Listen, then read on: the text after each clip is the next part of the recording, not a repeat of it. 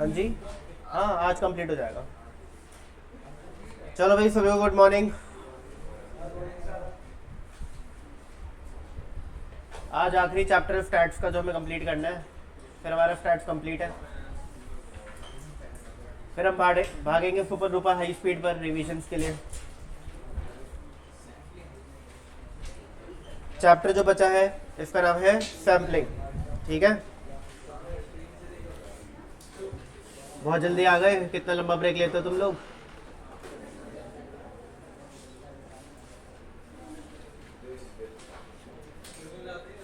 Heading डालो, sampling.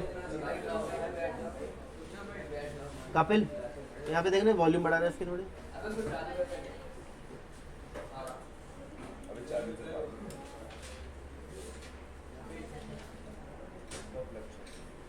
इसका वो होगा ना, एक नॉब होगा। नहीं,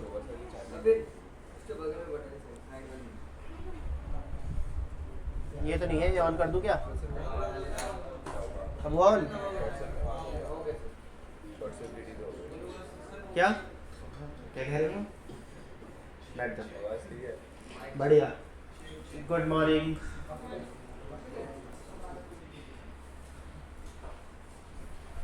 हेडिंग डालिए सैम्पलिंग। 1 2 3 नंबर तक का इसकी वेटेज है। 1 का भी आ सकता है, 2 का भी, 3 का भी। 3 से ज़्यादा की उम्मीद मत करना, और एक क्वेश्चन तो आ ही जाएगा, तो 1 से कम की भी मत करना। थ्योरी चैप्टर है, थोड़ा प्रैक्टिकल भी है, ज़्यादा नहीं है बट। तो सबसे पहले सैम्पलिंग होता क्या है पता होना चाहिए इन लोगों को।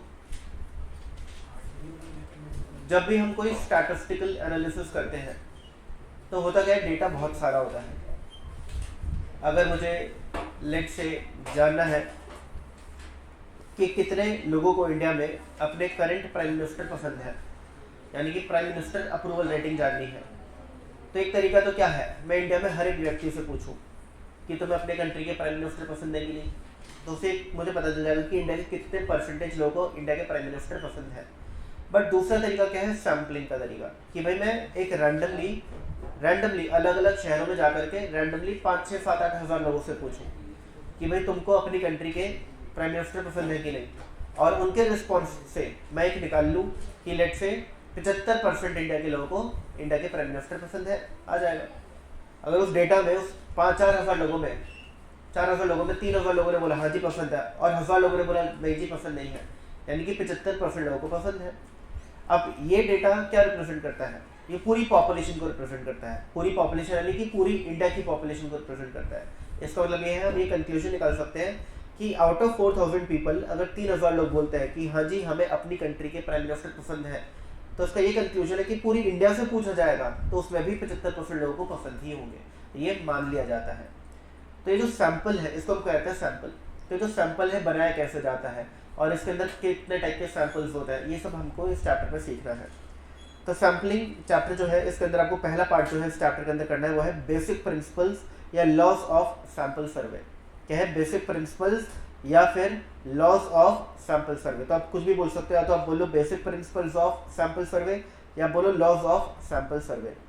दूसरा पार्ट है कि sample survey versus complete enumeration में क्या फर्क है। ध्यान सुनना, अगर मैं इंडिया के हर एक व्यक्ति से जाकर के पूछता हूँ कि आपको इंडिया के प्राइम मिनिस्टर कैसे लगता है, तो उसको बोलते हैं कंप्लीट एनुमरेशन। बट अगर मैं रैंडमली 3 4 5 6 हज़ार लोगों से जाके पूछता हूँ तो उसको बोलते हैं सैंपल सर्वे। तो नॉर्मली जितना भी डेटा आपको मिलता है, ठीक है ना, वो सारा सैंपल सर्वे पर बेस्ड होता है। कंप्लीट एनुमरेशन बहुत ही रेयर किया जाता है क्योंकि बहुत ही ज़्यादा कॉस्टली प्रोसेस होता है।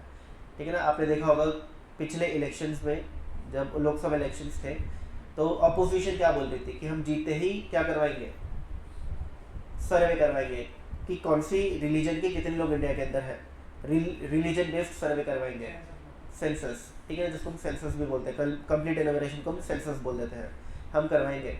बट बीजेपी गवर्नमेंट करवाएगी कि नहीं करवाएगी वो अलग बात है, बट ये इतना बड़ा मुद्दा क्यों था कि हम करवाएंगे, इतनी क्या बड़ी चीज़ है कि भाई एक इलेक्शन में आप इसको मुद्दा बना रहे हो, ठीक है ना, तो भाई ये करवाना बहुत महंगा होता है, इसलिए इसको एक मुद्दा बनाया जा सकता है कि हम इतना पैसा खर्च करेंगे इस काम पर। ठीक है ना, हज़ारों करोड़ खर्च हो जाते हैं, 2 3 4 करोड़ की बात नहीं है, हज़ारों करोड़ खर्च हो जाते हैं। तो इसलिए कंप्लीट एनुमरेशन करना बहुत महंगा है, कम लोग करते हैं, बहुत ही रेयर किया जाता है। ज़्यादातर क्या किया जाता है, सैंपल सर्वे किया जाता है। जितनी भी आज की डेट में डेटा आपको मिलता है, चाहे वो कितने परसेंटेज इंडिया के लोग मोबाइल कितना यूज़ करते हैं, कितने परसेंटेज लोगों को हार्ट रिलेटेड प्रॉब्लम है, कितने परसेंटेज लोगों को प्राइम मिनिस्टर पसंद है, ये सब सैंपल सर्वे का रिजल्ट है। ये पूरा कंप्लीट एनुमरेशन का, नहीं सेंसस का रिजल्ट नहीं है। फिर है एरर इन सैम्पलिंग सर्वे। क्या सैंपल सर्वे में एरर हो सकता है? बिल्कुल हो सकते हैं।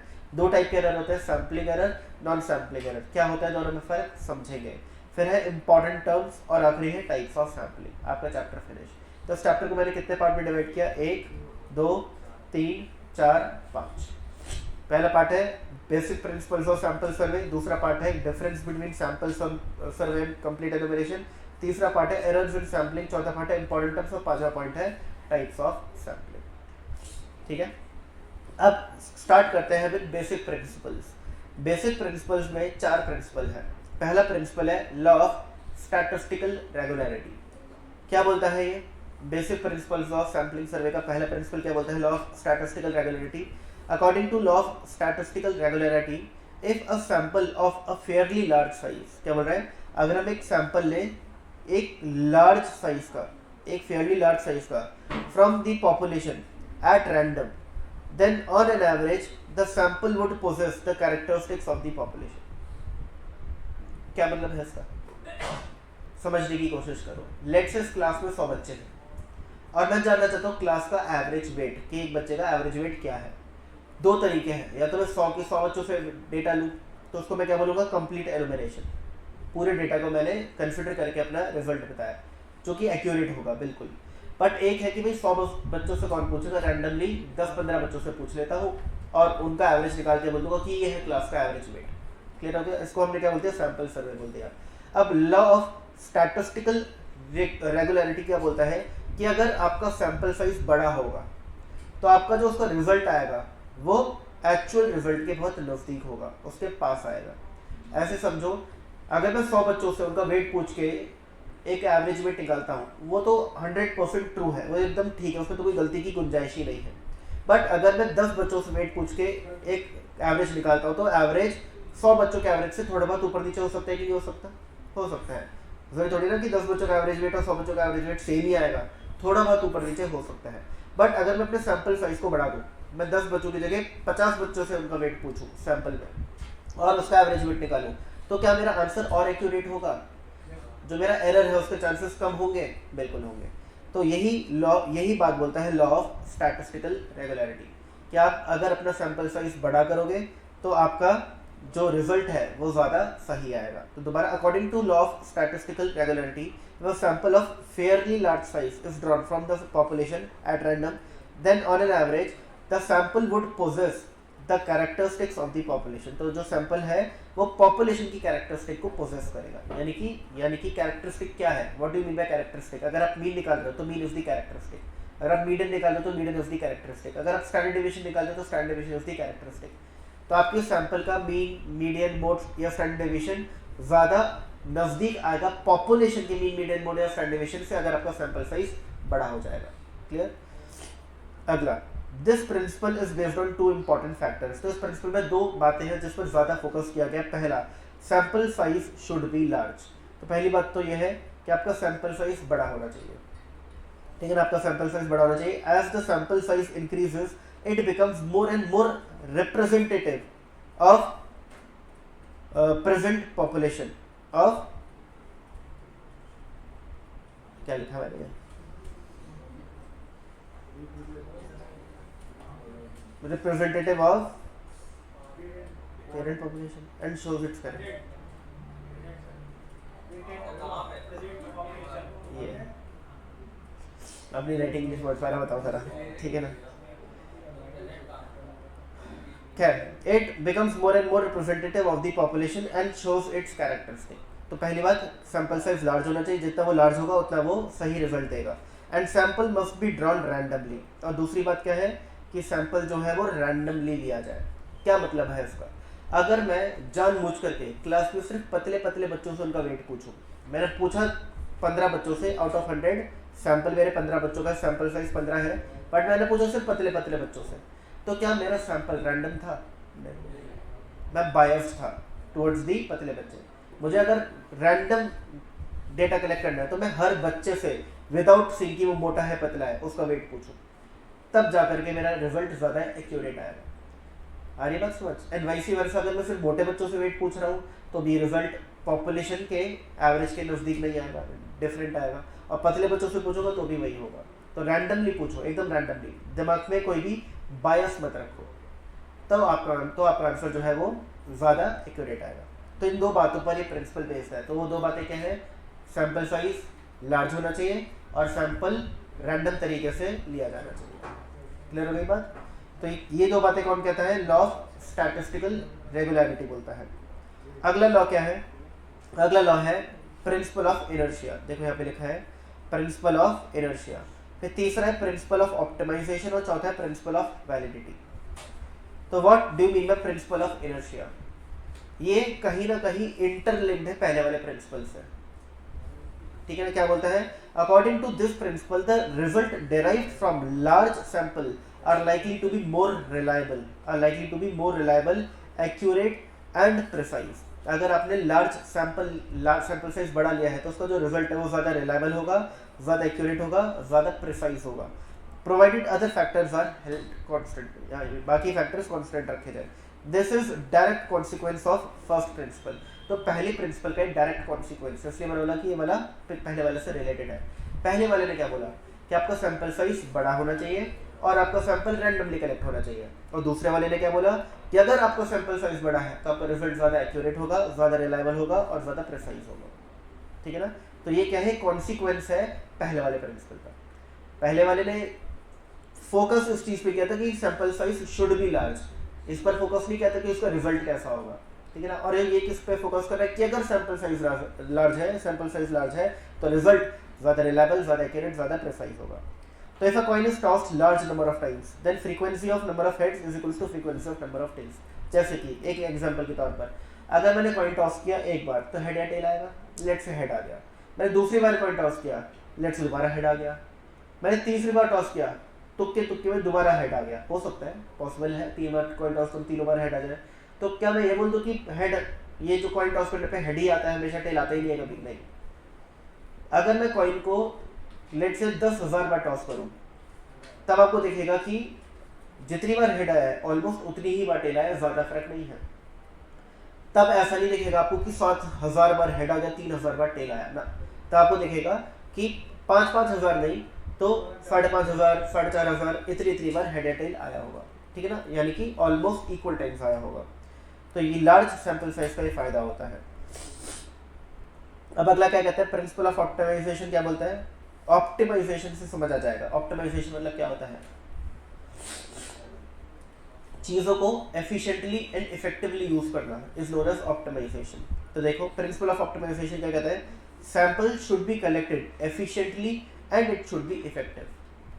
जब आप सैंपल कलेक्ट करते हो तो उसको कलेक्ट करने का तरीका ऐसा हो कि वो एफिशिएंट भी हो और इफेक्टिव भी हो। एफिशिएंट मतलब क्या है? कम टाइम कम पैसे में, कम टाइम और कम पैसे में आप सैंपल ले लो। ज़्यादा पैसा खर्च करें तो फ़ायदा क्या है, ठीक है ना? कम टाइम कम पैसे में आप अपना सैंपल लोगों से डेटा कलेक्ट कर लो। And it should be effective का मतलब क्या है? मतलब टाइम तो पीरियड हो ही होगा पर कॉस्ट नहीं, इफेक्टिव का मतलब है कि यूजफुल भी हो। आपने जल्दी में कम टाइम लगा करके कम कॉस्ट लगा करके सैंपल तो लिया बट वो यूजफुल ही नहीं है, वो किसी काम का ही नहीं, वो सैंपल ही खराब है। तो भाई उस सैंपल का भी क्या फ़ायदा? कुछ तो पैसा खर्च हो, वो पैसा वेस्ट हो गया, ठीक है ना? तो इट शुड बी इफेक्टिव यानी कि सेटिस्फाइज दी पर्पस। इस तरीके से कलेक्ट करो कि आपका वो एफिशिएंट हो एंड इफेक्टिव हो। इफेक्टिव मतलब कि आपका पर्पस सेटिस्फाई करे। तो यह है प्रिंसिपल ऑफ ऑप्टिमाइजेशन। ये दो चीज़ों पे बात करता है, your sample should be collected efficiently and effectively. तीसरा प्रिंसिपल ऑफ वैलिडिटी क्या बोलता है? The principle of validity states that sampling design is valid only if it is possible to obtain valid estimates and valid test about population parameter। Principle of validity बोलता है कि आपका sample design तभी अच्छा है, तभी वैलिड है अगर वो आपके वैलिड एस्टिमेट्स निकालता है। यानी कि समझना, थर्ड बोलता है कि आप सैंपल कलेक्ट करो एफिशिएंटली एंड इफेक्टिवली। एफिशिएंटली यानी कि कम पैसा कम टाइम लगा करके, और इफेक्टिवली यानी कि पर्पस सॉल्व करें। अब प्रिंसिपल वैलिडिटी बोलता है कि जब आप सैंपल कलेक्ट करोगे तो उसका जो डिज़ाइन है वो अच्छा होना चाहिए, it should be well design. अब ये सैंपल डिज़ाइन का क्या मतलब है, what do you mean by sample design? तो ये होता है सैंपल कलेक्ट करने के तरीके से रिलेटेड, यानी सैंपल कितने तरीके से कलेक्ट किया जा सकता है। फॉर एग्जांपल मैं आपको कुछ एग्जांपल्स देता हूँ। एक है एकदम ही सिंपल रैंडम सैम्पलिंग। क्लास में बच्चे थे, मैंने क्या किया, बच्चों को बोला रैंडमली, एकदम रैंडमली कि आप अपना वेट बताओ, अपना वेट बताओ, अपना वेट बताओ। ना मैंने देखा मोटा, ना मैंने देखा पतला है। ये एक तरीका है सैंपल कलेक्ट करने का, जिसको बोलते हैं सिंपल रैंडम सैम्पलिंग। एक तरीका सुनो, मैंने सारे बच्चों को एक लाइन में बिठा दिया, सभी बच्चों को एक लाइन में बिठा दिया, और मैंने बोला रैंडमली कि चौथे बच्चे से मैं उसका वेट पूछूंगा और फिर हर तीसरे बच्चे से उसका वेट पूछूंगा, और ये मेरा सैंपल होगा। पहले तो चौथा बच्चा पकड़ लिया, उसे बोला भाई तुम अपना वेट बताओ, अब हर इसका तीसरा बच्चा मुझे अपना वेट बताओ, ठीक है ना। मैंने लाइन से बिठाया, क्या असेंडिंग या डिसेंडिंग ऑर्डर में बिठाया नहीं, एकदम रैंडमली बिठाया। तो यहाँ पर भी मुझे जो डेटा मिला वो एक रैंडम सैम्पलिंग ही है, देखा जाए इसको बोलते हैं सिस्टमैटिक सैम्पलिंग। अब मैंने तीसरा तरीका, मैंने बॉयज़ को अलग कर दिया, गर्ल्स को अलग कर दिया। मैंने देखा बॉयज़ 20 है, बॉयज़ 60 है और गर्ल्स 40 है, मान के चलो 100 बच्चे हैं ना, बॉयज़ 40 गर्ल्स, बॉयज़ 60 गर्ल्स 40, किस रेशियो में है बॉयज़ और गर्ल्स? 3:2। 60-40 का रेशियो क्या होता है? 3:2। अब मुझे सिर्फ 10 बच्चों का डेटा लेना है, सैंपल में सैंपल साइज 10 है। अब 10 को 3:2 के रेशियो में बांटो, 6-4, तो मैं रैंडमली 6 लड़कों से और रैंडमली 4 लड़कियों से उनका वेट पूछ लूँ, ठीक है ना। तो देखो हर एक सैंपल का डिज़ाइन अलग है कि नहीं? अलग है सब में सैंपलिंग एकदम रैंडम बेसिस पर, बट तरीका अलग अलग है कलेक्ट करने का। तो ये बोल रहा है प्रिंसिपल वैलिडिटी की जो आपका सैंपल डिज़ाइन है वो ऐसा हो जो सही रिजल्ट दे, वैलिड एस्टिमेट्स दे। Only a probability sampling ensures this validity. तो जो प्रिंसिपल वैलिडिटी है इसको सिर्फ और सिर्फ प्रोबेबिलिटी सैम्पलिंग वाला तरीका ही जस्टिफाई कर पाता है। और क्या लिखा है इसमें? Valid estimate and valid test about population parameter. अब ये पॉपुलेशन पैरामीटर का मतलब होता है पॉपुलेशन के mean, median, mode, standard deviation etcetera etcetera, ठीक है। यहाँ तक किसी को कोई दिक्कत? अच्छा मैं एक और चीज़ बता रहा हूँ आपको, मैंने आपको थोड़ा बाद से स्टार्ट किया, मुझे और एक स्टेप पीछे जाना चाहिए। मैंने आपको बताया जो सैंपल डिज़ाइन है यानी सैंपल इकट्ठा करने का जो तरीका है, तो मैंने आपको 3-4 तरीके डिस्कस करे, 3 तरीके डिस्कस करे। पहला तरीका तो मैं एकदम रैंडमली लोगों से पूछूं, दूसरा तो मैं एक लाइन में सबको बिठा दूं, पहला चौथे या तीसरे बच्चे से पूछूं, फिर हर तीसरे चौथे हर पांचवें बच्चे से उसका डेटा कलेक्ट करूं। ये भी एकदम सिंपल रैंडम सैम्पलिंग है। इसको हम सिस्टमैटिक सैंपल बोलते हैं, बट ये है रैंडम सैम्पलिंग, क्योंकि यहाँ पर मैंने दिमाग नहीं लगाया कि मुझे इसी बच्चे का डेटा चाहिए। अब जो बच्चा जिसकी किस्मत में होगा उसका वेट मुझे पता चल जाएगा यहाँ पर, इन शॉर्ट, ठीक है ना। और आखिरी तरीका क्या था, जब मैंने अलग अलग क्लस्टर्स बनाए, बॉयज़ का अलग, गर्ल्स का अलग, और उसमें से मैंने रैंडमली डेटा कलेक्ट किया। ये तीनों ही तरीके किसके अंदर फॉल करते हैं? प्रोबेबिलिटी सैम्पलिंग के अंदर फॉल करते हैं। क्यों? क्योंकि यहाँ पर हर बच्चे के डेटा लिए जाने के चांसेस इक्वल हैं। अगर मैं रैंडमली किसी भी बच्चे से उसका वेट पूछ रहा हूँ, तो क्या इस क्लास में हर बच्चे का मैं वेट पूछूंगा उसकी प्रोबेबिलिटी सेम है कि नहीं? बिल्कुल सेम है। इनका वेट पूछूंगा या उनका वेट पूछूंगा, प्रोबेबिलिटी सेम। क्लियर है? तो जो आपकी सैम्पलिंग होती है वो 2 पार्ट में डिवाइडेड होती है initially, probability sampling, non probability sampling. Probability sampling के अंदर आते हैं वो 3 तरीके जो मैंने डिस्कस करे। नॉन प्रोबेबिलिटी सैम्पलिंग होती है, उसमें मेरी मर्जी चलती है, मेरा डिस्क्रिशन चलता है। मैं जानबूझ करके, मैं चाहता ही ये हूँ कि मुझे सिर्फ मोटे बच्चों का एवरेज वेट जानना है, तो मैं क्या करूँगा? सिर्फ मोटे बच्चों से पूछूंगा, पतले बच्चों से पूछूंगा ही नहीं। मैं जानबूझ के चाहता ही ये हूँ कि मुझे पतले बच्चों का एवरेज वेट जानना है, तो वहाँ पर मैं क्या करूँगा? वहाँ पर मैं रैंडम सैम्पलिंग नहीं करूँगा, प्रोबेबिलिटी बेस्ड सैम्पलिंग नहीं करूँगा, नॉन प्रोबेबिलिटी बेस्ड करूँगा। यानी कि वहाँ पर पतले, अगर मुझे सिर्फ पतले बच्चों का वेट जानना है तो मोटे बच्चे का मैं वेट पूछूंगा, उसकी प्रोबेबिलिटी क्या है? 0। अरे बात समझ? तो यहाँ पर हर पॉपुलेशन का इक्वल चांस नहीं है सैंपल पे आने का। अरे बात समझते, उसको बोलते हैं नॉन प्रोबेबिलिटी सैम्पलिंग। तो सैम्पलिंग इनिशियली 2 टाइप की होती है, probability, non probability. Principle of validity बोलता है कि प्रोबेबिलिटी सैम्पलिंग ही एक तरीका है इस प्रिंसिपल को सही रखने का, या इस प्रिंसिपल को वैलिड रखने का, ठीक है ना। Principle of validity. आइए जी आगे बढ़ते हैं। ये बहुत ही ईजी चैप्टर है, वैसे तो उसमें कुछ है नहीं खास। आ गया सैम्पलिंग डिज़ाइन। तो मैंने आपको क्या बोला? सैम्पलिंग डिज़ाइन 2 पार्ट में डिवाइडेड है, प्रोबेबिलिटी सैम्पलिंग और non probability sampling. Probability sampling में क्या होता है? यहाँ पर मेरी मर्जी चलती है, कि मैं किसका डेटा पूछूं किसका ना पूछूं, मैं अपने दिमाग लगा करके डेटा पूछता हूँ। नॉन प्रोबेबिलिटी में हर एक पॉपुलेशन में हर एक बच्चे का डेटा पूछे जाने की एक इक्वल चांसेस होता है। तो नॉन प्रोबेबिलिटी सैम्पलिंग क्या होती है, सॉरी मैंने उल्टा बोल दिया क्या, ये जो है ना इसके नीचे ये आएगा, अब ठीक है। ये सारे तरीके प्रोबेबिलिटी सैम्पलिंग के हैं। और नॉन प्रोबेबिलिटी क्या होती है, जिसको हम पर्पसिव या जजमेंट सैम्पलिंग बोलते हैं। क्या बोलते हैं, पर्पसिव या जजमेंट सैम्पलिंग। दोबारा बता रहा हूँ, सुन लेना, शायद मैंने बीच में थोड़ा सा उल्टा बोल दिया।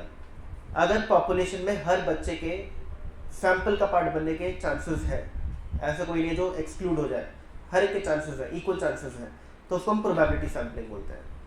और अगर कुछ बच्चों का मैंने दिमाग में पहले ही बैठा रखा है कि मैं सिर्फ मोटे बच्चों का वेट पूछूंगा, पतलों का पूछूंगा ही नहीं, तो पतले बच्चों का वेट मैं पूछूंगा, इसकी प्रोबेबिलिटी 0 है।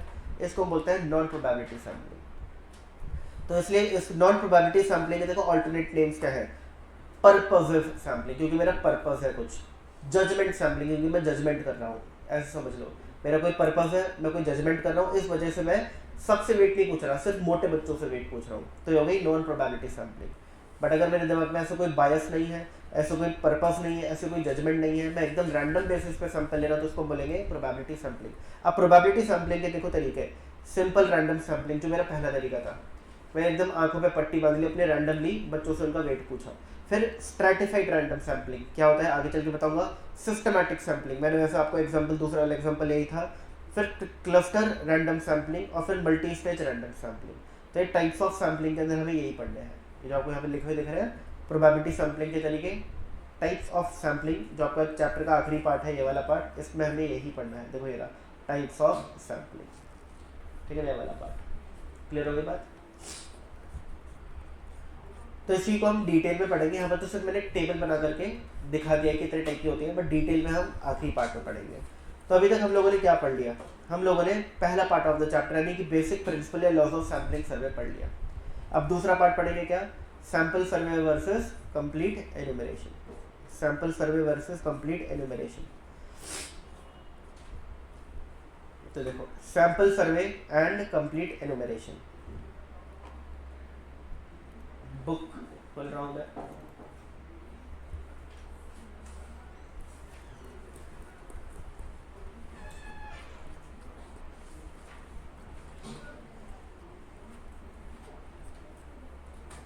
ये आ गया चैप्टर, कहाँ लिखा है यहाँ पर, ये comparison between sample survey and complete enumeration, ये रहा, ध्यान सुनना। अच्छा यहाँ पर है ना, आपको कुछ ना कुछ दिमाग में पहले से बैठ गया होगा, उन चीज़ों को गलत प्रूफ करूँगा यहाँ पर। पहले हम बात करें स्पीड की, तो बताओ कौन ज़्यादा फास्ट होगा, सैंपल सर्वे या कंप्लीट एनुमरेशन। कंप्लीट एनुमरेशन मतलब कि क्लास में अगर 100 बच्चे तो 100 के 100 बच्चों से डेटा लेना, सैंपल सर्वे। तो as compare to census, a sample survey would be conducted usually much more quickly simply because in sample survey only a part of vast population is enumerated। ठीक है, अगर कॉस्ट बताओ किस में cost ज़्यादा आती है, किस में कम, सैंपल में कम, कंप्लीट में ज़्यादा, ठीक है बिल्कुल सही। बट यहाँ पर देखो इसको एक दूसरे एंगल से भी बोला गया है। यहाँ पर एक तो है टोटल कॉस्ट की बात जो आपने बिल्कुल सही बोली, बट एक है पर यूनिट कॉस्ट, ठीक है ना। पर यूनिट कॉस्ट मतलब अगर मैंने किसी एजेंसी को बोला कि भाई मेरे लिए सर्वे करो, उस एजेंसी ने बोला ठीक है जी 5 लाख रुपए लगेंगे। अब उसने उस 5 लाख रुपए में 5000 लोगों को सैंपल लिया, ठीक है ना, और सर्वे कर दिया। अब अगर उसने 5 लाख रुपए लिए हैं मुझसे और 5000 लोगों का उसने सैंपल लेकर के मुझे डेटा दिया, तो पर यूनिट कॉस्ट क्या आई, 100 रुपये। और वही अगर मैं कंप्लीट एनुमरेशन कराता हूँ उसमें लग गए मेरे 10,000 करोड़ रुपए। और इंडिया की पॉपुलेशन कितनी है, 140 करोड़, तो पर यूनिट कॉस्ट कितनी है, 10,000 करोड़ अपन 140 करोड़। अरे बहुत कम आएगी, ज़्यादा बोल रहा हूँ। देखो 10,000 करोड़ डिवाइडेड बाय 140 करोड़,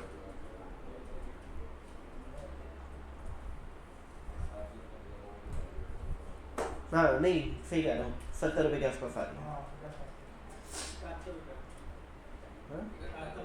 71 रुपये आ रही है। 71 रुपये 42 पैसे। तो देखो हाँ, तो यहाँ पर देखा गया कि पर यूनिट कॉस्ट मतलब कहाँ कमाई, ठीक है, नॉर्मली आपके इसमें कमाई, कंप्लीट एनुमरेशन में कमाई। तो ये बात लिखी कॉस्ट की, the cost of collection of data on each unit in case of sample survey is likely to be more as compared to census because better trained personnel are employed for conducting a sample survey, क्योंकि sample survey conduct करवाने के लिए हमें बहुत ही trend लोगों को higher करना होता है, तो उनकी सैलरीज वगैरह सब चीज़ ज़्यादा होती है। But when it comes to total cost, sample survey is likely to be less expensive as only some selected units are considered in a sample survey। But अगर टोटल कॉस्ट की बात करें तो सैंपल सर्वे की कम होगी। Reliability में तो कौन सा ज़्यादा रिलायबल है, कंप्लीट एनुमरेशन या सैंपल सर्वे? तो यहाँ पर भी देखो, मैंने बोला मैं आपकी बातों को गलत प्रूफ करूंगा, वो यहाँ पर कर रखा है। देखा जाए नॉर्मली तो यही लगता है कि सर कंप्लीट एनुमरेशन में डेटा है, एकदम पूरा डेटा है तो एक्यूरेट होगा, और सैंपल सर्वे में तो कुछ ही डेटा है तो कम एक्यूरेट होगा। बट क्योंकि सैंपल कौन करते हैं, सैंपल सर्वे कौन करते हैं, एक्सपर्ट्स, रिसर्च एजेंसीज करती हैं, और कंप्लीट एनुमरेशन कौन करते हैं? आपके घर पे कभी कोई आया कोई डेटा लेने कि आपके घर में कितने बच्चे हैं, कितने मेल कितने फीमेल हैं, ठीक है ना? और वो आपने देखा होगा ज़्यादा कोई क्वालिफाइड लोग नहीं होते, कोई भी आ जाता है, ठीक है ना? देखने में तो कई बार वो मेड लग रही होती है, ठीक है ना? तो अब आप समझो अगर वो डेटा कलेक्ट करके ला रही है और एक एक्सपर्ट जिसने कोई IIM वगैरह से MBA कर रखा है वो डेटा कलेक्ट करके ला रहा है, तो कौन सा डेटा ज़्यादा रिलायबल होगा? IIM वाला, ठीक है ना? तो यहाँ पे रिलायबिलिटी की बात की जाए तो सैंपल का, कई बार सैंपल सर्वे का डेटा ज़्यादा रिलायबल होता है, ज़्यादा रिजल्ट एक्यूरेट होता है उसमें, ठीक है? तो ये बात यहाँ पे लिखी था, data collected in sample survey are likely to be more reliable than that in a complete enumeration because of trained enumerators, better supervision and application of modern techniques. Reason समझ आ गया? अगला एक्यूरेसी की अगर बात करें तो क्या ज़्यादा एक्यूरेट होगा? यहाँ पे हम लोग तो डेटा की रिलायबिलिटी की बात करी, नीचे एक्यूरेसी की बात कर रहे हैं, ठीक है ना? तो अगेन दोनों एंगल है। अगर तो आपने कंप्लीट एनुमरेशन अच्छे से करवाया है, थोड़ी ट्रेनिंग व्रेनिंग दे करके लोगों को करवाया है, तो फिर कंप्लीट एनुमरेशन का डेटा ज़्यादा एक्यूरेट होगा, ज़्यादा, और उससे जो रिजल्ट आएगा वो ज़्यादा एक्यूरेट होगा। बट वाइसी वर्सा, अगर वो स्टाफ ऐसा था जिनको बोला गया कि आपको आज दिल्ली के इस पूरे एरिया का, ठीक है ना, एक टीम को भेजते हैं सर्वे लेना है, गर्मी बहुत थी, उन्होंने कौन ले घर जा करके ली शीट, और शीट में खुद ही लिखते, उस घर में 2 बच्चे होंगे, उसमें 3 होंगे, उसमें 5 होंगे, खुद ही लिखती, खुद ही भर दी, ठीक है ना? होते तो ऐसे ही वो लोग कर सकते हैं काम। अब यहाँ पर तो भाई एकदम ही खराब डेटा आ गया, डेटा आया ही क्या, उन लोगों ने तो अपने हिसाब से डेटा फिल कर दिया, ठीक है ना, मेहनत बचाने के लिए। तो यहाँ पर एक्यूरेसी जो है सैंपल सर्वे की सलाह देगी। तो देखिए, every sampling is subjective to what is known as sampling fluctuation which is termed as sampling error. तो हर सैम्पलिंग के अंदर एक सैम्पलिंग एरर नाम की चीज़ होती है। It is obvious that complete enumeration is totally free from this sampling error. और कंप्लीट एनुमरेशन में तो सैम्पलिंग एरर होता ही नहीं है, क्योंकि सैम्पलिंग एरर का मतलब क्या है? अगर मैं इस क्लास में 100 के 100 बच्चों का वेट पूछूं और एवरेज वेट निकाल लूँ, और लेट्स से एवरेज वेट आए 63 kgs, और मैं रैंडमली 10 बच्चों से वेट पूछूं और उनका एवरेज वेट आए लेट्स से 65 kgs, तो इन दोनों आंसर में फर्क है। इसको हम क्या बोलेंगे? Sampling error. बात समझ आ रही है? इसको हम क्या बोलेंगे? Sampling error.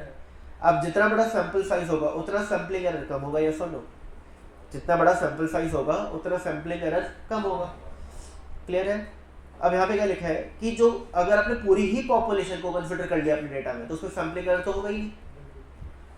आ रही बात समझ? उसमें तो सैम्पलिंग एरर की कोई बात ही नहीं है, ठीक है ना? सैम्पलिंग एरर तो होगा ही नहीं। However, errors due to recording observation, biases on the part of the enumerators, wrong and faulty interpretation of data etc. are prevalent in both the sampling and census, and this type of error is termed as non-sampling error. But non-sampling error क्या है? जो बंदा data ले रहा है वो biased है, किसी न किसी चीज़ को लेकर के biased है, ठीक है ना?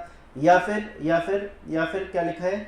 उसने डेटा को फॉल्टी तरीके से इंटरप्रेट किया है, रॉन्ग रिकॉर्ड किया है, ठीक है ना? तो इन सब वजह से जो एरर है वो तो सैम्पलिंग सर्वे में भी हो सकता है, कंप्लीट एनुमरेशन में भी हो सकते हैं। तो इस टाइप के एरर को हम क्या बोलते हैं?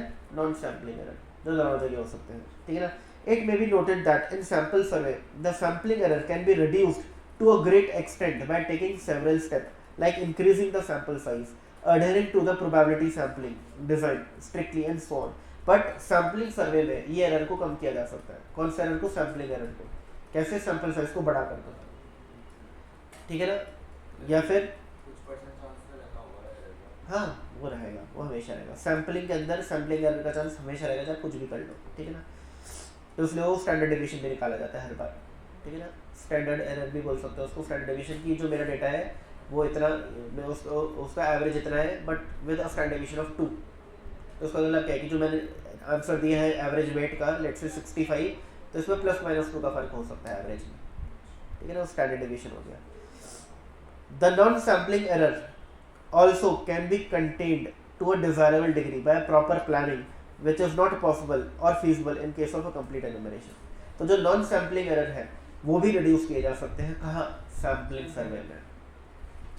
बट कंप्लीट एनुमरेशन में तो बहुत मुश्किल है, क्योंकि कंप्लीट एनुमरेशन में इतने ज़्यादा हमें बड़ी टीम चाहिए और इतने ज़्यादा लोग चाहिए, इतने ज़्यादा बड़े लेवल पे करना है, इतना ज़्यादा टाइम लगेगा कि वहाँ पर आप किस किस को कितना प्रिकॉशन देख लोगे, कितने प्रिकॉशंस रख लोगे, कितना ध्यान दे लोगे, नहीं कर सकते। तो यानी कि सैम्पलिंग एरर हो या नॉन सैम्पलिंग एरर हो, इनको कंटेन यानी कि इनको कम किया जा सकता है सैंपल सर्वे में। बट कंप्लीट एनुमरेशन में सैम्पलिंग एरर तो होता ही नहीं है, बट नॉन सैम्पलिंग एरर को मुश्किल हो जाता है कंट्रोल करना या देखना या सुपरवाइज करना। तो इसलिए एक्यूरेसी का जो पॉइंट है, इसने कोई एक फाइनल क्रक्स नहीं दिया कि कौन सा एक्यूरेट है, इसने दोनों पहलुओं को रखा है, ठीक है ना, कि किसके क्या फायदे हैं। अगला है necessity. Sometimes sampling becomes necessity when it comes to destructive sampling where the items get exhausted, like testing the length of a life of electrical bulbs in sampling from a hypothetical population, like coin tossing. There is no alternate to sample survey. However, when it is necessary to get detailed information about each and every item constituting the population, we go for complete enumeration। तो देखो कई बार necessity पे भी depend करता है।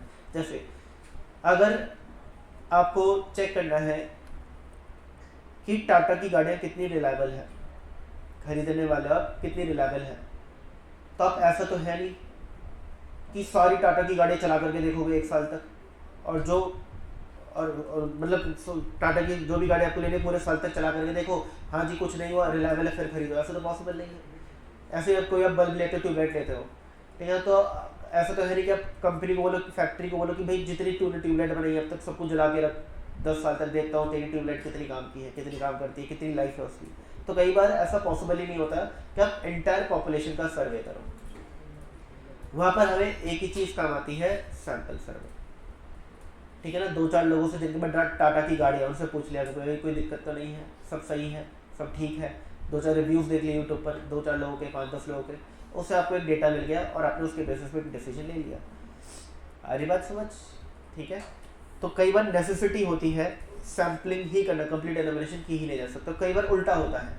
अगर हम बात करें किसी ऐसी चीज़ की, फॉर एग्जांपल आगे चल के स्पेस में जाना पॉसिबल हो गया, ठीक है ना, और एक कंपनी है, लेट्स से कौन सी है वो, स्पेस एक्स, उसने बनाए 10 स्पेस शटल्स जो कि स्पेस में जाएंगे, लोगों को घुमा करके इंडिया लाएंगे या फिर अपने अपने देशों में छोड़ेंगे या फिर एक जगह छोड़ेंगे। अब मुझे बताइए, क्या इस केस में चेक करने के लिए रिलायबिलिटी हमें कोई 1-2 चेक करके सबको भेज दे 10 के 10 को, या हर एक को डिटेल में चेक करना पड़ेगा? हर एक को डिटेल में, कि भाई हमें तो कंप्लीट एनुमरेशन मांगता है, यहाँ पे सैंपल सर्वे नहीं चलेगा। पता है 2-4 टेस्ट करें, हाँ जी ठीक जा रहा है, सबको भेज दिया, ठीक है ना, लौटा ही नहीं कुछ, ठीक है। तो कुछ जगह कंप्लीट एनुमरेशन ही ज़रूरत होती है, तो समझना पड़ेगा नेसेसिटी के ऊपर भी। लो जी, दूसरा पार्ट भी कंप्लीट, दूसरा पार्ट क्या था, sample survey versus complete enumeration, दोनों में क्या फ़र्क है, ठीक है ना। तो हम क्या कर चुके हैं, हम ये कर चुके हैं। तीसरा पार्ट, एरर इन सैम्पलिंग सर्वे। मैंने आपको बताया 2 टाइप के एरर्स होते हैं, sampling error and non sampling error. अच्छा, सैम्पलिंग सर्वे में 2 टाइप के एरर्स होते हैं, याद रखना। बट कंप्लीट एनुमरेशन में कितने टाइप के एरर होते हैं? एक, कौन सा, नॉन सैम्पलिंग एरर, ठीक है ना। आइए जी समझते हैं। आइए जी, एरर्स इन सैम्पलिंग सर्वे। तो एक है सैम्पलिंग एरर और एक है non sampling error. Sampling error क्या होता है? Difference between the sample statistics and population parameter. आपने पूरी क्लास में 100 बच्चों का वेट लिया, एवरेज वेट आया 63, और अपने एक सैंपल लिया, सैंपल का एवरेज वेट आया 65। तो बताओ ये 2 kg का जो फर्क है इसको हम क्या बोलेंगे? सैम्पलिंग एरर बोलेंगे। अब ये जो 65 है इसको बोलते हैं सैंपल स्टैटिस्टिक, यानी सैंपल का मीन मीडियन मोड, जो भी चीज़ आपने निकाली है। और पॉपुलेशन पैरामीटर किसको बोलते हैं? पॉपुलेशन के मीन मीडियन मोड को। तो बताओ पॉपुलेशन पैरामीटर हमारे एग्जांपल में कितना है, मीन 63 और सैंपल स्टैटिस्टिक्स मीन कितना है 65, तो एरर कितना हो गया 2 kg का हो गया, ठीक है। तो उसको बोलते हैं sampling error. It can be reduced by using large sample size, और सैम्पलिंग एरर को रिड्यूस किया जा सकता है कैसे, एक बड़ा सैंपल साइज लेकर के। अगर मैंने 10 की जगह 50 बच्चों से वेट पूछा और उसका एवरेज निकाला तो हो सकता है वो 64.5 आ गया, जो कि एक्चुअल एवरेज 65 के नज़दीक है। हरी बात समझ, सॉरी 63.5 आ गया, जो कि एक्चुअल एवरेज 63 के नज़दीक है। तो सैम्पलिंग एरर को रिड्यूस किया जा सकता है कैसे, एक बड़ा सैंपल साइज लेकर के, but it can not be eliminated. तो जो कपिल ने बोला कि एरर तो हमेशा रहेगा ही रहेगा, बिल्कुल रहेगा, ये कभी एलिमिनेट नहीं हो सकता, ठीक है ना, it can never be eliminated. आई जी, नॉन सैम्पलिंग एरर, एरर और biases that occur in data collection, वो ऐसे एरर्स जो डेटा कलेक्शन के वक्त होते हैं, और प्रोसेसिंग दैट डेटा, या उसको प्रोसेस करते वक्त होते हैं, डेटा को प्रोसेस कर रहे हो, कल टेक्निक्स यूज कर ली, are not due to random variation in sample, और वो सैंपल में वेरिएशन की वजह से नहीं होते, बट समझो ना, एक तो होता है मैंने डेटा लिया, ठीक है ना, उस डेटा को लेते वक्त रिकॉर्ड ही गलत कर दिया, जिस इंस्ट्रूमेंट का यूज करके डेटा कलेक्ट किया इंस्ट्रूमेंट ही गलत निकला, फॉल्टी निकला। जैसे मैंने चाहा कि मैं वेट पूछूं, तो मैंने बच्चों को बुलाया रैंडमली 10 बच्चों को कि भाई आओ इस वेइंग मशीन पे खड़ा करके अपना वेट बताओ, और वो वेइंग मशीन ही फॉल्टी थी, तो उसमें सैंपल एरर थोड़ी ना है, तो नॉन सैम्पलिंग एरर है। ये एरर सैंपल की वजह से नहीं हुआ, मेरा सैंपल साइज 10 है और पूरी क्लास 100 की है, ठीक है ना, तो ये क्या सैंपल 10 का लिया इसकी वजह से एरर आया, नहीं, ये तो मैं पूरी क्लास का लिया होगा उसमें भी तो एरर होगा, फिर 100 बच्चों का वेट भी ले लो उस मशीन पे तब भी एरर आएगा वो, तो ठीक है, तो इसको हम बोलते हैं नॉन सैम्पलिंग एरर। आइए जी, एग्जांपल क्या है, data collected using inaccurate instrument, जो अभी एग्जांपल लिया, some individuals do not respond to the survey, मैंने कुछ बच्चों से पूछा बट उन्होंने वेट ही नहीं बताया। जैसे कई बार होता है ना, घर पे कोई आया कंप्लीट एनुमरेशन के लिए, सेंसस के लिए, और आप घर पे अवेलेबल नहीं थे कि कोई आया ही नहीं बाहर बताने, तो उन्हें अपनी मर्जी से लिख दिया, घर का साइज देता है, होते रहते होंगे 10-15 लोग उस घर में, तो ठीक है ना, वो खुद ही लिख के चला गया, तो ये क्या है, नॉन सैम्पलिंग एरर है, ठीक है ना। Sample excludes certain group of people, अब आपने क्या किया, आपने कुछ ग्रुप ऑफ पीपल को इग्नोर ही कर दिया, जैसे कि क्लास में मैंने मोटे बच्चों से वेट ही नहीं पूछा कि वो बेचारे क्या शर्माएंगे बताने में, पूछो ही मत, ठीक है। तो यहाँ पर ऑब्वियस सी बात है कि अगर मैं मोटे बच्चों से वेट नहीं पूछूंगा तो डेटा जो है वो इनएक्यूरेट होगा, ठीक है ना, सही आंसर नहीं देगा, सही रिजल्ट नहीं देगा। तो sample excludes certain group of people. And data processing error, data processing में कोई एरर आ गया, कोई फॉर्मूला गलत रख दिया, और wrong info given by the participant, और पार्टिसिपेंट ने इन्फॉर्मेशन ही गलत दे दी, पार्टिसिपेंट ने इन्फॉर्मेशन ही गलत दे दी। क्या कर रहे हो तुम लोग बैठ करके,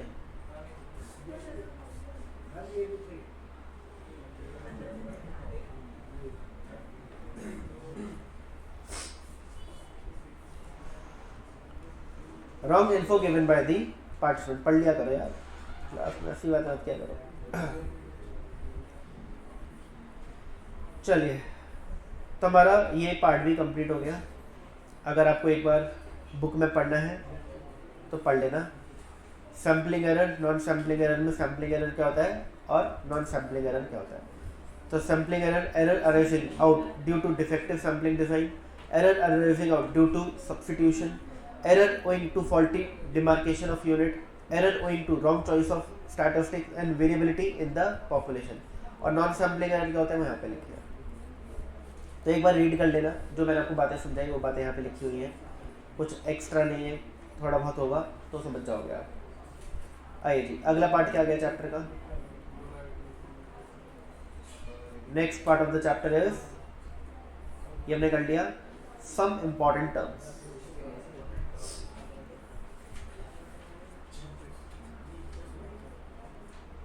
अच्छा, दूसरे पेज पर नोट्स पे लिखा है व्हाट इज सैम्पलिंग, तो ये मैं आपको बता चुका हूँ, फिर भी अगर आपको पढ़ना है तो पढ़ लो। It is a statistical procedure to infer about the unknown universe from a knowledge of a random sample drawn from it, ठीक है, उसकी डेफिनेशन है। अब डेफिनेशन तो समझ आती नहीं है, इतनी टेक्निकल लैंग्वेज लिखी हुई है, तो मैंने आपको ईजी शब्दों में समझा दिया कि सैम्पलिंग होता क्या है।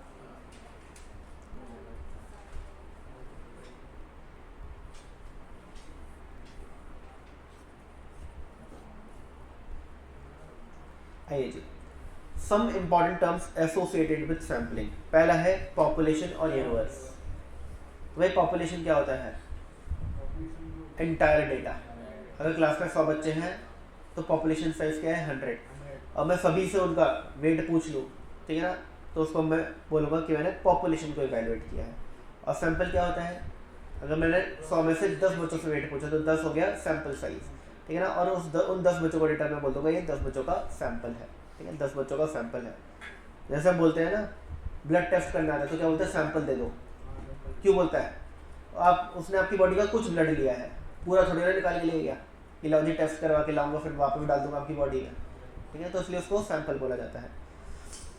अब पैरामीटर और स्टैटिस्टिक ये इंपॉर्टेंट है समझना, और फिर मैं आपको बताऊंगा आखिरी कि सैम्पलिंग डिस्ट्रीब्यूशन क्या होता है। Standard error of a statistic ये मैं आपको समझा दूंगा बट कराऊंगा नहीं क्योंकि एग्जाम के लिए इंपॉर्टेंट नहीं है। पैरामीटर और स्टैटिस्टिक में क्या फ़र्क है, बहुत इजी है, ध्यान सुनना। मेरी पॉपुलेशन का मीन निकाला, मीडियन निकाला, मोड निकाला, या फिर स्टैंडर्ड डेविएशन निकाला या रेंज निकाला, कुछ भी निकाला जो भी आपने अब तक स्टैट्स में पढ़ा है, कुछ भी निकाल लो।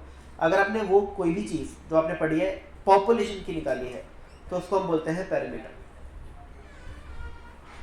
क्लियर। और वही ये इनमें से ही कोई चीज़ अगर आपने सैंपल की निकाली है तो उसको हम बोलते हैं स्टैटिस्टिक। तो पैरामीटर और स्टैटिस्टिक में फर्क समझ आ गया। पूरी पॉपुलेशन का मीन पैरामीटर है और सैंपल का मीन स्टैटिस्टिक है।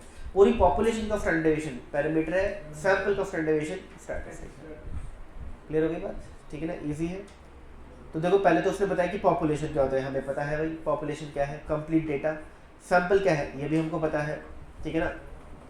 तो यहाँ पर देखो अ sample may be defined as a part of a population. तो सैंपल क्या होता है जल्दी बताओ, पार्ट ऑफ अ पॉपुलेशन होता है। So selected with a view to representing the population. और इसको हम सेलेक्ट करते हैं और किस पर्पज से, कि इससे हम कुछ ना कुछ निकालेंगे। जैसे अगर मैंने 10 बच्चों का वेट पूछा है तो मैं एवरेज वेट निकालूंगा और वो एवरेज वेट क्या करेगा, पूरी पॉपुलेशन के वेट को रिप्रेजेंट करेगा। तो representing the population. Selection of a proper representative sample is pretty important because the statistical inference about the population are drawn only on the basis of sample observation। तो ये क्या बोल रहे हैं कि जब आप सैंपल निकालते हो, जब सैंपल इकट्ठा करते हो तो उसको बहुत सोच समझ के करो, अच्छे से करो, अच्छे से करो। क्यों? क्योंकि उसी डेटा से आप पूरे पॉपुलेशन के बारे में बताने वाले हैं। तो अगर आपने वो अच्छे से नहीं किया तो आपका जो इंटरप्रिटेशन अबाउट दी पॉपुलेशन वो गलत हो जाएगा। If a sample contains n unit then n is known as sample size. अगर सैंपल में 10 यूनिट है, 10 बच्चों का डेटा है तो एन क्या हो गया, सैंपल साइज हो गया, ठीक है ना, सैंपल साइज।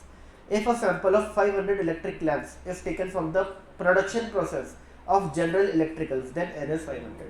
तो जनरल इलेक्ट्रिकल कोई कंपनी है जो साल के लाखों बल्ब बनाती है, हजारों इलेक्ट्रिकल अप्लायंसेस बनाती है, बट मैंने उनमें से सिर्फ 500 इलेक्ट्रिकल लैंप का सैंपल लिया है सर्वे करने के लिए, तो 500 क्या हो गया, सैंपल साइज हो गया। The unit forming the sample are known as sample units। और जैसे सुनो क्लास में 100 बच्चे हैं तो पॉपुलेशन साइज 100 है, मैंने उसमें से 10 बच्चों का वेट पूछा तो 10 बच्चे 10 सैंपल साइज है। और वो डेटा जो है 10 बच्चों का जो डेटा है जो वेट मेरे पास लिखा हुआ है एक पेपर पे, इसको क्या बोलूँगा, इसको मैं बोलूँगा सैंपल यूनिट्स। इसको मैं क्या बोलूँगा, सैंपल यूनिट्स। अब इस डेटा का क्या मैं एवरेज निकालता हूँ तो उसको आप स्टैटिस्टिक बोलोगे, ठीक है ना, सैंपल स्टैटिस्टिक बोलोगे। तो सैंपल यूनिट्स वो है। A detailed and complete list of all sampling unit is known as sampling frame. तो सैम्पलिंग फ्रेम क्या होता है, a detailed and complete list of all sampling units. आपके जो सैम्पलिंग यूनिट्स हैं उनकी लिस्ट को हम क्या बोलते हैं, सैम्पलिंग फ्रेम बोलते हैं। Before drawing a sample it is must to have a updated sampling frame complete in all respect before the samples are actually drawn. ऐसा समझ लो सैम्पलिंग फ्रेम जो है ना, यहाँ पे लिखा तो ऐसा है कि detailed and complete list of all sampling unit is known as sampling frame, but sampling frame basically population को ही बोला जाता है। यानी कि एक डेटा जिसमें आप सैंपल निकालोगे उस डेटा को आप बोलते हो सैम्पलिंग फ्रेम, और उसमें से जब आप सैंपल निकालते हो तो उसको आप बोलते हो सैंपल यूनिट्स, सैम्पलिंग यूनिट्स। तो basically sampling frame is nothing but population, entire population, entire population, ठीक है। चलिए जी, तो यहाँ पे इसलिए लिखा है बिफोर ड्रॉइंग सैंपल, तो सैम्पलिंग फ्रेम में से सैंपल निकालने से पहले it is must to have updated sampling frame. तो आपका जो सैम्पलिंग फ्रेम है जो पॉपुलेशन का डेटा है वो अपडेटेड होना चाहिए। Complete in all respect before the samples are actually drawn. हर एस्पेक्ट में कंप्लीट होना चाहिए, उससे पहले सैंपल निकाले जाए, उससे पहले सब कुछ ठीक ठाक से टन होना चाहिए। पैरामीटर क्या होता है, स्टैटिस्टिक क्या होता है, बता दिया था, दोबारा देख लो। Parameter may be defined as the characteristic of the population based on all the units of the population. Statistical inference are drawn about the population parameter based on the sample observation drawn from the population. Population mean, population standard deviation, population variation, variance example है parameter के। और statistic क्या होता है, sample mean, sample standard deviation, sample variance, जो मैंने आपको बताया था। आइए जी एक बार बुक में आ जाते हैं वापस से। सब इंपॉर्टेंट टर्म्स हमने कुछ पढ़ लिए। क्या क्या पढ़ लिए, पॉपुलेशन क्या होता है, सैम्पल क्या होता है, पैरामीटर क्या होता है, स्टैटिस्टिक क्या होता है। टाइप्स ऑफ पॉपुलेशन, पॉपुलेशन कितने टाइप की होती है, ये इंस्टीट्यूट की बुक में नहीं है तो मैंने अलग से यहाँ पर बताया है। 4 टाइप की है, finite, infinite, existent and hypothetical. ठीक है ना, ये 4 टाइप की पॉपुलेशन होती है। फाइनाइट यानी कि जो काउंट किया जा सके, इनफाइनाइट जो कि काउंट ना किया जा सके। ठीक है ना, अब फाइनाइट पॉपुलेशन का एग्जाम्पल दो। नंबर ऑफ रेस्टोरेंट्स इन दिल्ली, मुझे कोई रेस्टोरेंट पे रिसर्च करनी है, तो एक तो सारे रेस्टोरेंट की अगर रिसर्च करनी है बेस्ड ऑन दिल्ली, तो सारे रेस्टोरेंट की लिस्ट क्या हो गई, फाइनाइट पॉपुलेशन, क्योंकि काउंट किए जा सकते हैं। इनफाइनाइट पॉपुलेशन का एग्जांपल तो number of flowers in Delhi, count नहीं कर सकते। Number of stars in universe, number of mosquitoes in Delhi, ठीक है, इसको काउंट नहीं किया जा सकता। तो ये क्या है, ये सब है इनफाइनाइट पॉपुलेशन का पार्ट। यहाँ पे नंबर ऑफ यूनिट्स कितने होंगे, इनफाइनाइट होंगे। एग्जिस्टेंट और हाइपोथेटिकल, जैसे देखो फाइनाइट का अपोजिट क्या था, इनफाइनाइट, ऐसे एग्जिस्टेंट का अपोजिट क्या है, हाइपोथेटिकल। एग्जिस्टेंट वो है जो आप छू सकते हो, देख सकते हो, महसूस कर सकते हो, और हाइपोथेटिकल वो है जो आप ना छू सकते, ना देख सकते, ना महसूस कर सकते। तो एग्जिस्टेंट का एग्जांपल क्या हो गया, the population of cars provided by produce by Tata. तो टाटा ने अब तक जितनी भी गाड़ियाँ बनाई हैं, क्या वो टच फील की जा सकती है, देखी जा सकती है, हाँ, तो क्या है, existent population. Comprises of real object यानी कि units in solid form. But hypothetical क्या है, situations that can B imagined, वो चीज़ें जो इमेजिन की जा सकती हैं, जैसे कि occurrence of rain in every state of a country, या फिर tossing of a coin. Tossing of a coin क्या है, कितनी बार कर सकते हो, कितनी भी बार कर लो, ठीक है ना। अब उसको आप इमेजिन कर सकते हो, ठीक है ना। अब जैसे गाड़ी को तो छू के देख सकते हो, बट टॉसिंग ऑफ कॉइन को कैसे छू करके देखोगे, ठीक है। या फिर occurrence of rain in every state of a country, ये भी क्या है, हाइपोथेटिकल है। हाइपोथेटिकल ऐसा समझ लो कि जिसको इमेजिन किया जाता है, और एग्जिस्टेंट जिसको इमेजिन करने की जरूरत नहीं, जो देखी, फील, टच की जा सकती है। ये फर्क है दोनों में। जैसे हम बोलते हैं ना कभी कभी, let's take an hypothetical example, उसका क्या मतलब है, एक ऐसा एग्जांपल जो एग्जिस्ट नहीं करता, बस हमने इमेजिन करके खुद ही बना दिया है। तो ऐसे ही हाइपोथेटिकल पॉपुलेशन होती है, जो एग्जिस्ट नहीं करती बट हम इमेजिन कर लेते हैं। पैरामीटर, पैरामीटर मैंने आपको बता दिया, tools that help to draw conclusion about the population या सैंपल, सैंपल काट दो, पॉपुलेशन लिखा रहने दो। Tools that help to draw conclusion about the population. तो पैरामीटर में क्या क्या आता है, mean, median, mode, standard deviation, variance, ये सब आता है। और ये सब क्या करते हैं, ये पॉपुलेशन के बारे में कंक्लूजन ड्रॉ करने में हेल्प करते हैं। अगर सैंपल पेरीमीटर मतलब कि पॉपुलेशन का मीन, स्टैंडर्ड डेविएशन, ये सारी चीजें। आइए जी, पैरामीटर एंड स्टैटिस्टिक्स में क्या फर्क है देख लो, दोबारा बता दिया था मैंने बट दोबारा लिखा है। पॉपुलेशन एंड सैंपल, पॉपुलेशन होता है एग्रीगेट ऑफ यूनिट, सैंपल होता है पार्ट ऑफ द पॉपुलेशन। अब पॉपुलेशन के अंदर पॉपुलेशन मीन पैरामीटर होता है, पॉपुलेशन वेरिएंस पैरामीटर होता है, पॉपुलेशन स्टैंडर्ड डेविएशन पैरामीटर होता है, और पॉपुलेशन प्रपोर्शन पैरामीटर होता है। स्टैटिस्टिक की बात करें तो sample mean, sample variance, sample standard deviation और सैंपल प्रपोर्शन, ये सब स्टैटिस्टिक होता है। पैरामीटर ये होता है, स्टैटिस्टिक ये होता है। रिप्रेजेंट कैसे करते हैं, तो आप देख सकते हो कि जो पॉपुलेशन को रिप्रेजेंट करने के सिंबल्स हैं वो कैसे हैं, म्यू, सिग्मा, सिग्मा, और ये पी है। ये पी नॉर्मल वाला पी नहीं, ऐसा वाला पी नहीं है, ये भी थोड़ा अलग पी है। और सैंपल के कैसे हैं, देखो एक्स बार, एस स्क्वायर, एस, और नॉर्मल कैपिटल पी। तो आप देख रहे हो ये इंग्लिश वाले अल्फाबेट्स का यूज किया गया है यहाँ पर, और यहाँ पर ये गीक अल्फाबेट्स का यूज किया गया है, ठीक है ना। ये फर्क है दोनों में। ये एग्जाम में नहीं पूछा जाएगा बट पता होना चाहिए इसलिए बता दूँ। अब sampling distribution and standard error of a statistic, जो मैंने आपको बताया था कि मैं आपको एक चीज़ कराऊंगा, दोनों चीज़ बता दूंगा बट ये एग्जाम के लिए इतना इंपॉर्टेंट नहीं है, ठीक है। तो क्या है, sampling distribution and standard error of statistic, ठीक है ना। Sampling distribution and standard error of statistic, यानी कि आखिरी टर्म, सब इंपॉर्टेंट टर्म्स पढ़ रहे थे हम, उसका आखिरी, दोबारा देख लो। सब इंपॉर्टेंट टर्म्स पढ़ रहे थे, पॉपुलेशन पढ़ लिया क्या होता है, सैंपल पढ़ लिया, पैरामीटर पढ़ लिया, स्टैटिस्टिक पढ़ लिया, sampling distribution and standard error of statistic. अच्छा, आपने एक चीज़ पहले पढ़ रखी है क्या, फ्रीक्वेंसी डिस्ट्रीब्यूशन क्या होता है। आपने एक और चीज़ पढ़ रखी है, प्रोबेबिलिटी डिस्ट्रीब्यूशन, याद है, याद दिलाता हूँ, भूल गए।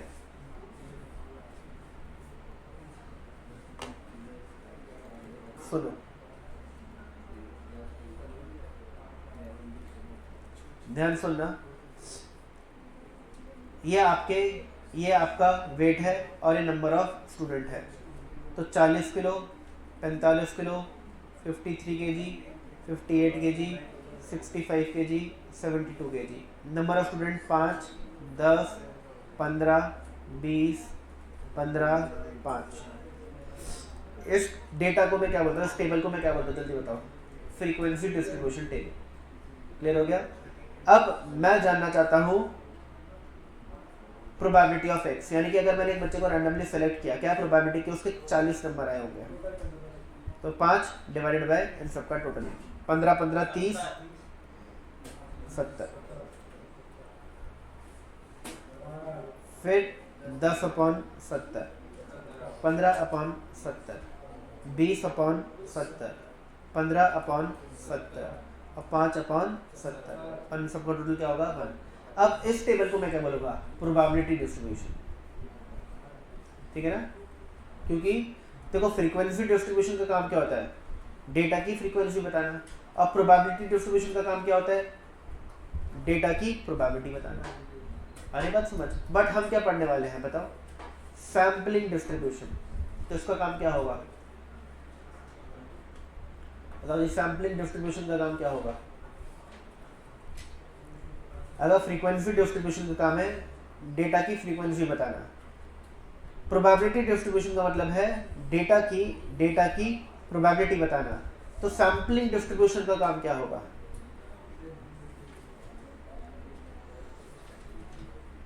सैंपल्स की फ्रीक्वेंसी बताना।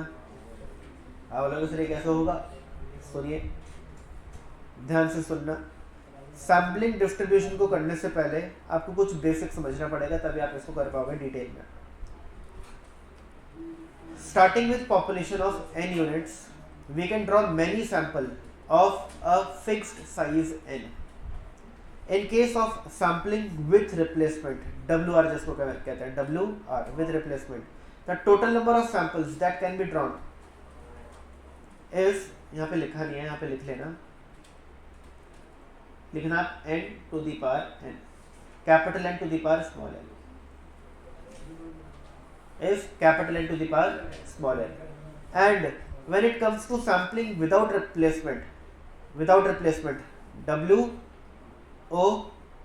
without replacement of the sampling units, the total number of sample can be drawn as NCN. अब ये इंपॉर्टेंट है, एग्जाम में आ सकते हैं, ये वो प्रैक्टिकल पार्ट है जो मैं बोल रहा था, छोटा मोटा चैप्टर के अंदर है। सुनिएगा, हम बोल रहे हैं कि हम टोटल कितने सैंपल्स बना सकते हैं, हाउ मेनी सैंपल्स। ध्यान से सुनना और समझना, एक ही बार में समझ आ जाएगा।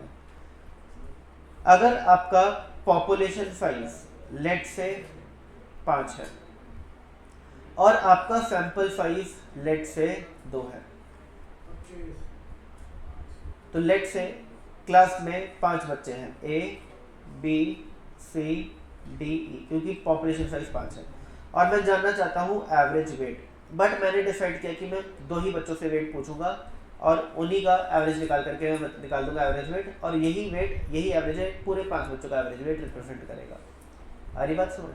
अब now the question is how many samples are possible, how many samples can be drawn.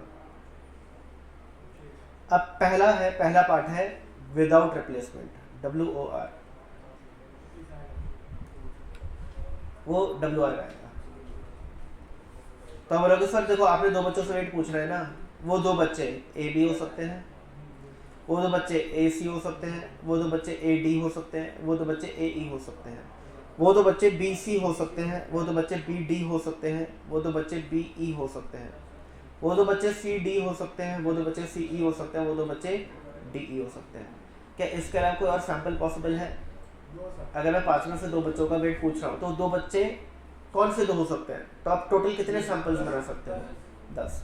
तो क्या मैं बोल सकता हूँ कि इसका फॉर्मूला होगा NCN, यानी कि 10C2, यानी कि 10 इंटू 9/2। तो सॉरी मैंने क्या कर दिया है, 5C2, 10 पे लिख दिया, 5C2 यानी कि 5 इंटू 4/2 यानी कि 10, और यही वो देखो 10 है। क्लियर होगी बात? अब ये था विदाउट रिप्लेसमेंट। विदाउट रिप्लेसमेंट का क्या मतलब है कि अगर एक बार एक व्यक्ति आ गया तो दोबारा नहीं आ सकता। अगर A आ गया, अगर 5 बच्चे हैं, मैंने अगर एक बार A से वेट पूछ लिया उसका क्या है, तो मैं दोबारा A से नहीं पूछ सकता, मुझे A के अलावा बाकी में से किसी से पूछना है। बट अगर मैं बोलूँ हाउ मेनी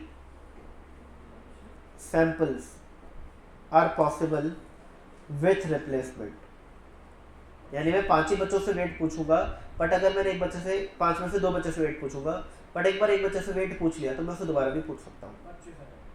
तो यहाँ पर हो जाएंगे टोटल 25 केसेस। ठीक है जी, क्लियर है? क्योंकि मुझे 2 ही बच्चों से वेट पूछना है। ठीक है, तो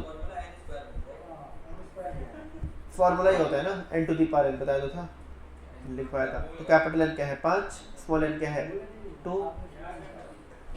अरे भूला नहीं, अभी तो बताया ये यहाँ पे, अच्छा कोई नहीं, ये अभी बताया था। यहाँ पे लिख लेना, सुन नहीं पाया तो लिख लेना। ये लिखा है ना सेकंड लाइन में, इस के बाद एंड लिखा है, इस और एंड के बीच में आ गया formula n to the power n, capital N to the power small n। समझ आ गया? इजी है, मुश्किल तो नहीं लग रहा? अभी थोड़ा सा लगेगा, थोड़ा सा लगेगा, ज़्यादा नहीं। आइए आगे चलो। If we compute the value of a statistic say mean, it is quite natural that the value of the sample mean may vary from sample to sample, as the sampling units of one sample may be different from that of the other sample. The variation in the values of a statistic is termed as sampling fluctuation. क्या बोल रहा है? Sampling fluctuation क्या होता है, जल्दी बताओ।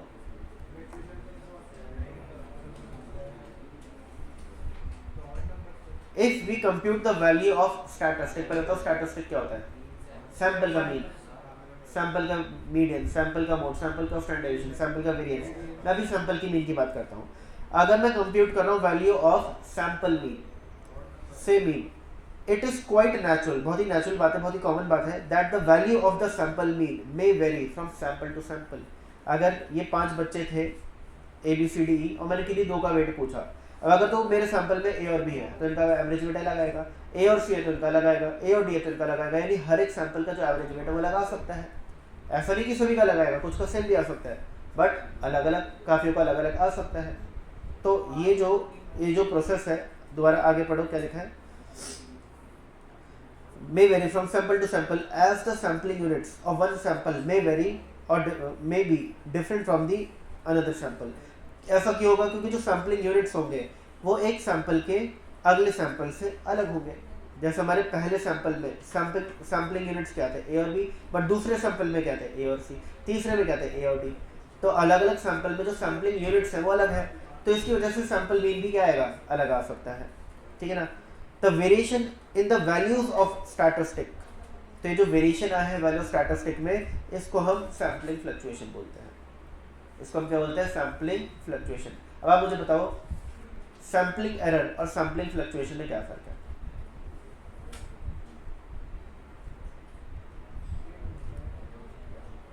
Sampling error और सैम्पलिंग फ्लक्चुएशन में क्या फर्क है?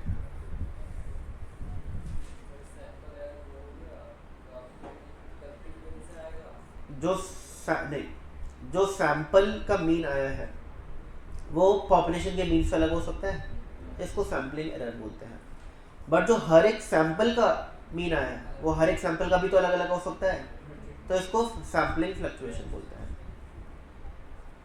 समझ आया? हल्का सा फर्क है।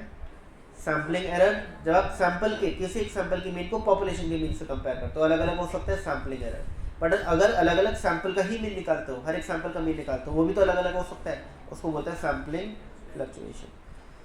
Standard division of statistic t is known as standard error of t. यानी कि स्टैंडर्ड डिवीजन और स्टैंडर्ड एरर अभी आप मान के चलो इस चैप्टर के अंदर एक ही चीज़ होती है, थोड़ा सा फर्क है बट आप मान के चलो एक ही चीज़ होती है। तो स्टैंडर्ड एरर और स्टैंडर्ड डिवीजन क्या है, अभी आपके लिए एक ही चीज़ है। SE यानी कि standard error can be regarded as measure of precision achieved by sampling. SE is inversely proportional to the square root of sample size. देखो अभी आप इतना मान के चलो कि स्टैंडर्ड एरर और सैंपल साइज इनवर्सली प्रोपोर्शनल होता है। क्यों? यह एग्जाम में पूछा जा सकता है। क्यों? अगर आपका सैंपल साइज बढ़ेगा तो मतलब सैम्पलिंग एरर कम होगा या बढ़ेगा?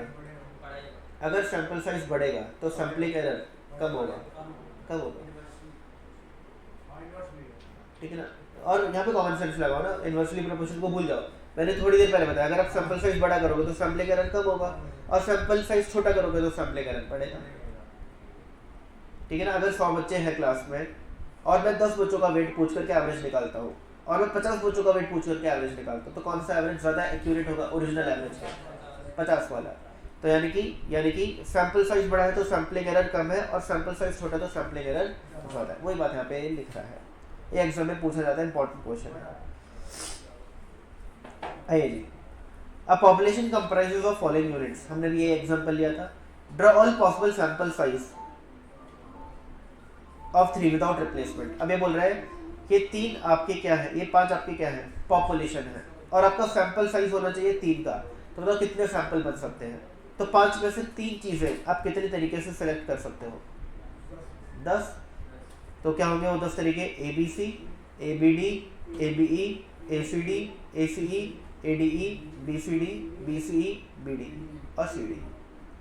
5 में से 3 चीज़ें सेलेक्ट करनी है, तो इन 10 तरीके से की जा सकती है, ठीक है। हमने 5 में से 2 करी थी, 5 में से 3 करी है। एग्जाम्पल इंपॉर्टेंट समझने के लिए, जो मैं आपको बोल रहा था थोड़ा सा मुश्किल है, ज़्यादा नहीं, बट आ जाएगा समझ। सुनना, अ पॉपुलेशन कंप्राइजेस 3 मेंबर्स। एक पॉपुलेशन में 3 मेंबर हैं, 1, 5 एंड 3। एक पॉपुलेशन में 3 मेंबर है, 1, 5 एंड 3। और लेट्स से तीनों मेंबर के आउट ऑफ 10 मार्क्स है। 3 मेंबर है ABC, मान के चलो 3 मेंबर ABC है, और ये उन 3 मेंबर के आउट ऑफ 10 मार्क्स आए हैं। यानी क्लास में मैंने टेस्ट लिया, 3 बच्चों ने टेस्ट दिया, एक के नंबर आए 10 में से 1, एक के 5, एक के 3। मैं average marks of the class जानना चाहता हूँ, बट मैं रहा 3 बच्चों के वेट मार्क्स को ऐड करके निकालूंगा। कोई 2 बच्चों से पूछ लेता हूँ, उन 2 बच्चों का एवरेज निकालूंगा, और वो मेरा average marks of the class हो जाएगा, एग्जाम्पल के लिए, ठीक है। वैसे 3 करने में भी कोई अलग आएगा नहीं, क्योंकि 3 भी बहुत छोटा नंबर है। Draw all possible sample size of 2 with replacement and without replacement. तो पहला क्वेश्चन तो क्या कह रहा है कि आप 3 में से 2 लोगों को कितने तरीके से सेलेक्ट कर सकते हो? पहले विदाउट रिप्लेसमेंट का बताओ। तो 1, 5, 1, 3, 5, 3, यही है, और कोई तो नहीं है। और विथ रिप्लेसमेंट आ गया तो n to the power n, यानी 3 टू द पावर 2, यानी कि 9। और वो 9 क्या हो गए, ये देखो, 1, 1, 1, 5, 1, 3, 5, 1, 5, 5, 5, 3, 3, 1, 3, 5, 3, 3। याद है ना, विथ रिप्लेसमेंट में क्या है, एक ही ऑब्जर्वेशन 2 बार भी आ सकती है। ये हो गए विथ रिप्लेसमेंट वाले। अब अगर मेरा पहला सैंपल है, ये मेरे 9 अलग अलग सैंपल्स हैं, अगर मैं पहले सैंपल की बात करूँ तो बताओ इस सैंपल का एवरेज मार्क्स क्या आएंगे? तो क्या करेंगे, 1 + 1/2, 2 ऑब्जर्वेशन है, दोनों क्या है 1, तो एवरेज मार्क्स कितने आएंगे? Sum of all observation 1 + 1 number of observation 2। तो आंसर क्या आ गया, सैंपल मीन 1। दूसरे का सैंपल मीन कितना का, 1 + 5/2, फिर 1 + 3/2, फिर 5 + 1/2, और यहाँ पर आपके सैंपल मीन लिख दिया। हाँ, इसको बोलते हैं सैम्पलिंग फ्लक्चुएशन। जो अलग अलग सैंपल के अलग अलग मीन्स आ रहे हैं, इसको हम बोलते हैं सैम्पलिंग फ्लक्चुएशन। अच्छा सुनिएगा, मुझे क्या करना है, मुझे बनानी है सैम्पलिंग डिस्ट्रीब्यूशन। हमारा टॉपिक क्या चल रहा है, सैम्पलिंग डिस्ट्रीब्यूशन। और हम सैम्पलिंग डिस्ट्रीब्यूशन किसकी बना रहे हैं, ऑफ सैंपल मीन। तो देखो हम बनाने वाले हैं क्या, sampling distribution of sample mean. तो मुझे बताइए सैंपल मीन क्या क्या आए हैं, 1, 2 और 3 और 4 और 5, ये 5 नंबर्स हैं। सैंपल मीन कितना है, 1 2 3 4 5। देखो 1 2 3 4 5। अब टोटल ऑब्जर्वेशंस कितनी है, ये 9। एक कितनी बार आया है, एक बार, तो इसकी प्रोबेबिलिटी क्या हो गई, 1/9। ये आ गई प्रोबेबिलिटी 1/9। 2 कितनी बार आया है, 2 बार, तो 2/9। 3 कितनी बार आया है, 3 बार, तो इसकी प्रोबेबिलिटी 3/9। 4 कितनी बार आया है, 2 बार, 2/9। 5 कितनी बार आया, 1 बार, 1/9। तो देखो 1/9 2/9 3/9 2/9 1/9, सम टोटल आ गया 1। इस टेबल को हम बोलते हैं sampling distribution of sample mean. समझ आ गया, क्लियर है, ठीक है। तो पहले आपने देखा क्या कि सैंपल्स 3 में से 2 कितने तरीके से सिलेक्ट किए जा सकते हैं। आपने सिलेक्ट करे, फिर उन सैंपल्स का सैंपल मीन निकाला, फिर आपने उस सैंपल मीन की क्या बना दी, डिस्ट्रीब्यूशन बना दी। यानी कि जो सैंपल मीन है कौन सा कितनी बार आया, कितनी प्रोबेबिलिटीज है उनकी। तो सैंपल मीन 1 की प्रोबेबिलिटी है 1/9, 2 की है 2/9, 3 की 3/9, 4 की 2/9, 5 की है 1/9। ये आपकी सैंपलिंग डिस्ट्रीब्यूशन बन गई। अच्छा ये तो था किसका आंसर, विथ रिप्लेसमेंट का। बताओ विदाउट रिप्लेसमेंट का क्या होगा, बहुत ही ईजी। ये 3 सैंपल साइज बनेंगे, बताओ इसका सैंपल मीन क्या आएगा, 3, इसका क्या आएगा 2, इसका क्या आएगा 4। तो 2 3 4 लिखोगे आप, और उनकी प्रोबेबिलिटी 1/3 1/3 1/3। ये देखो ये आ गया 2 3 4, 2 3 4 लिखा, प्रोबेबिलिटी 1/3 1/3 1/3। तो ये again sampling distribution of sample mean है, और ये है विदाउट रेपिटेशन, विदाउट रेपिटेशन। समझ आ गया बच्चों। अब एक चीज जो मैं आपको बताने तो वाला हूँ, बट आपके एग्जाम के लिए किसी काम के लिए, ये भी आपके किसी काम के लिए, सच बताऊँ तो ये एग्जाम में नहीं पूछा जाता, बस पता होना चाहिए, बट वो भी बता देता हूँ कि sampling distribution of standard division क्या होता है। मैंने अभी आपको क्या सिखाया, sampling distribution of sample mean. Sampling distribution of standard division, अगर इसकी जगह स्टैंडर्ड डिवीजन लिख दिया जाए तो उसका क्या मतलब होगा, आप हर एक सैंपल का स्टैंडर्ड डिवीजन निकालोगे, हर एक सैंपल का स्टैंडर्ड डिवीजन निकालोगे और इनके सामने लिखोगे। अभी आपने हर एक सैंपल का मीन निकाल करके सामने लिखा है, अब आप स्टैंडर्ड डिवीजन निकाल करके सामने लिखोगे। फिर जो भी स्टैंडर्ड डिवीजन जितनी बार आ रहा होगा उसको आप यहाँ पर लिख करके उनकी प्रोबेबिलिटी लिख दोगे, तो आपका क्या बन जाएगा, sampling distribution of standard division. Clear है, बट एक किसी काम का नहीं है, आता नहीं है एग्जाम में। आपकी बुक, इंस्टीट्यूट की बुक जब आप खोलोगे तो उसमें गिवन है, इससे मैंने आपको बता दिया। समझ आ गई बातें बच्चों। लो जी, हमने ऑलमोस्ट सब कुछ कर लिया, बस आखिरी पार्ट रह गया चैप्टर का। चुप जाओ, सब इंपॉर्टेंट टर्म्स कंप्लीट है, आखिरी पार्ट रह गया है टाइप्स ऑफ सैंपलिंग। इजी है, जल्दी से करा देता हूँ और चैप्टर फिनिश। मैं आपको ये वाला पार्ट नहीं करवा रहा, स्टैंडर्ड एरर वाला, क्योंकि मुझे नहीं लगता एग्जाम में पूछा जाएगा, इसलिए।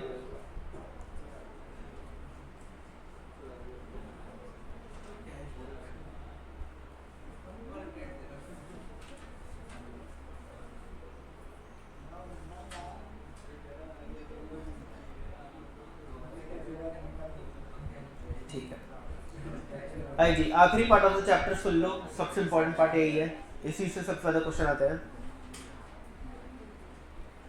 मैंने आपको बताया था कि सैंपल इकट्ठा करने के 2 ब्रॉड तरीके हैं, probability and non probability. Types of sampling मैंने आपको बताया कि सैंपल इकट्ठा करने के आपके पास 2 तरीके हैं, probability and non probability. Non probability के अंदर क्या आता है, पर्पसिव एंड जजमेंट सैम्पलिंग, ठीक है ना। प्रोबेबिलिटी के अंदर क्या आता है, पहला probability sampling methods. Probability sampling means that every member of the population, ध्यान सुनना, every member of the population has a chance of being selected. It is mainly used in quantitative research. If we want to produce results that are representative of the whole population, probability sampling technique are the most valid choice. अगर आप ऐसे result निकालना चाहते हो जो पूरे data को, पूरी पॉपुलेशन को रिप्रेजेंट करे, तो बेस्ट अप्रोच कौन सी है? प्रोबेबिलिटी सैम्पलिंग अप्रोच, क्योंकि हर एक आइटम के आने के इक्वल चांस होते हैं, ठीक है, हर एक आइटम के आने के एक चांस होता है कि वो सिलेक्ट होगा। There are 4 main types of probability sampling. अब प्रोबेबिलिटी सैम्पलिंग 4 मेन टाइप की है। पहला सिंपल रैंडम सैम्पलिंग, और इसमें हम क्या करते हैं, बिना कुछ सोचे समझे एकदम रैंडमली, अगर मुझे 100 में से 10 बच्चों का वेट पूछना है तो मैं बिना कुछ सोचे समझे आंख पे पट्टी बांध करके उन 10 बच्चों का वेट पूछ लूंगा, ठीक है ना। और इसको करने का तरीका क्या है? सिंपल, मैंने हर एक बच्चे को एक कोड दे दिया 1 2 3 4 5 6 सीक्वेंस वाइज। मैंने हर एक 1 से लेकर के, लेट से क्लास में 100 बच्चे हैं, 1 से लेकर के 100 तक की पर्चियाँ डाली एक बक्से में, और बक्से में से रैंडमली 10 पर्चियाँ निकाली, और उस पर्ची पे जो नंबर लिखा था उस नंबर के बच्चे से मैंने उसका वेट पूछ लिया। समझ आ गया? तो यहाँ पर हर एक के आने के इक्वल चांसेस थे, बिल्कुल थे, ठीक है ना। तो इसको हम बोलते हैं सिंपल रैंडम सैंपल। तो देखो क्या लिखा है, पहले उसने सैम्पलिंग फ्रेम बताया क्या होता है, जो मैं आपको बता चुका हूँ। The sampling frame is the actual list of individual that the sample will be drawn from. Ideally it should include the entire target population and nobody who is not part of the population, यानी कि पूरी population को हम sampling frame बोल देते हैं। तो sampling frame का एग्जांपल है, you are doing research on working condition at a social media marketing company. तो आप क्या कर रहे हो, वर्किंग कंडीशंस के बारे में एक रिसर्च कर रहे हो एक सोशल मीडिया मार्केटिंग कंपनी के लिए। Your population is all 1000 employees of the company. Your sampling frame is the company's HR database which list names and contact details of every employee. तो लेट्स से कंपनी है, उसके अंदर 1000 employees काम करते हैं, और कंपनी ने आपको काम दिया है कि जी हमारी कंपनी में रिसर्च करो। किस बात पर? वर्किंग कंडीशंस कैसे है कंपनी के अंदर, वर्क करने में एम्प्लॉइज को कितना मजा आता है। तो यहाँ पर सैम्पलिंग फ्रेम क्या है, वो 1000 एम्प्लॉइज का पूरा डेटाबेस, जिसमें से मैं सैंपल निकालूंगा। मैं 1000 एम्प्लॉइज से तो पूछ नहीं सकता, तो मैं क्या करूँगा, मैं रैंडमली उसमें से 100 एम्प्लॉइज को सिलेक्ट करूँगा, उनसे पूछूंगा कि भाई आपको अपनी कंपनी में वर्किंग कंडीशंस कैसी लगती है, और जो भी रिजल्ट आएगा वो मैं कंपनी की मैनेजमेंट को बता दूंगा कि भाई आपने मुझे हायर किया था कंपनी के बारे में जो वर्किंग कंडीशंस है वो जानने के लिए। तो मैंने रैंडमली 100 एम्प्लॉय से डेटा लिया और उसके बेसिस पे रिसर्च करके ये रिजल्ट है, ये मैं आपको बता रहा हूँ। तो सैम्पलिंग फ्रेम क्या है, वो 1000 एम्प्लॉयज़ जो कंपनी में काम करते हैं उनका डेटाबेस, यानी कि एंटायर पॉपुलेशन। पढ़ो भाई, सिंपल रैंडम सैम्पलिंग क्या लिखा है, जो मैंने आपको बताया वही लिखा है, एग्जाम्पल पढ़ लो। You want to select simple random sample of 1000 employees of a social media marketing company. You assign a number to every employee in the company database from 1 to 1000 and use a random number generator to select 100 numbers. यानी कि अगर आपको वही काम करने को दिया गया है कंपनी ने कि हमारी कंपनी में एम्प्लॉइज है 1000, रिसर्च करो ऑन दी वर्किंग कंडीशंस कि उनको कैसा लगता है, कितने सेटिस्फाइड हो कंपनी के अंदर। तो मैंने हर एक एम्प्लॉय को 1 से लेकर के 1000 तक नंबर कोड दिया। मैंने एक normal code generator software use किया जिसने रैंडम बेसिस पर मुझे 1 से लेकर के 1000 तक 100 कोड जनरेट करके दिए। उन कोड वाले एम्प्लॉइज मैंने उनका डेटा लिया और रिसर्च कर ली, ठीक है ना। ये हो गया सिंपल रैंडम सैम्पलिंग। अगला क्या है बच्चों, सिस्टमैटिक सैंपल। मैंने आपको बताया कि पहले तो मैं एक लाइन में सबको बैठा दूंगा, 1000 एम्प्लॉइज है, 1000 एम्प्लॉइज को एक लाइन में बैठा दूंगा, या फिर एक सीक्वेंस में 1 से लेकर के 1000 तक उनको कोड असाइन कर दूंगा। फिर मैं रैंडमली पहला कोड ढूंढूंगा कि पहला कोड क्या लूँ, और लेट से मैंने उसके लिए वही कोड जनरेटर सॉफ्टवेयर का यूज़ किया, तो लेट से पहला कोड निकल कर के आया 15। फिर मैंने एक और रैंडम नंबर अज्यूम किया अपने दिमाग में कि मैं हर कौन से नंबर के एम्प्लॉय से डेटा पूछूं। तो मैंने बोला कि अब मैं हर 20 एम्प्लॉय से उसका डेटा लूँगा। तो 15 के बाद 20वां कौन सा होगा, 15 + 20 35, फिर 55, फिर 75, फिर 95, ऐसे करते करते 1000 की रेंज में जितने भी एम्प्लॉयज़ आएंगे उनसे मैं उनका डेटा ले लूँगा। तो हमने पहले रैंडमली सेलेक्ट किया, फिर मैंने बोला कि मुझे हर तीसरे एम्प्लॉय का डेटा लेना है, हर तीसरे। तो उसके बाद अगला तीसरा ये होगा, फिर 1 2 तीसरा ये होगा, ऐसे करते करते मैंने सबका डेटा ले लिया। इसको हम बोलते हैं सिस्टमैटिक सैंपल। बताओ सिस्टमैटिक वर्ड क्यों लगा है, क्योंकि इसमें एक सिस्टम बिल्ड किया आपने कि पहला कौन होगा, एक डिसाइड किया, फिर हर कितने बाद मुझे अगला लेना है वो डिसाइड किया, ये सिस्टम बन गया। अब आपने उस बेसिस पर जितने भी आए उस लाइन उस सीक्वेंस में सबको ले लिया। देखिए सिस्टमैटिक सैम्पलिंग में यही होता है, एग्जाम्पल पढ़ लो।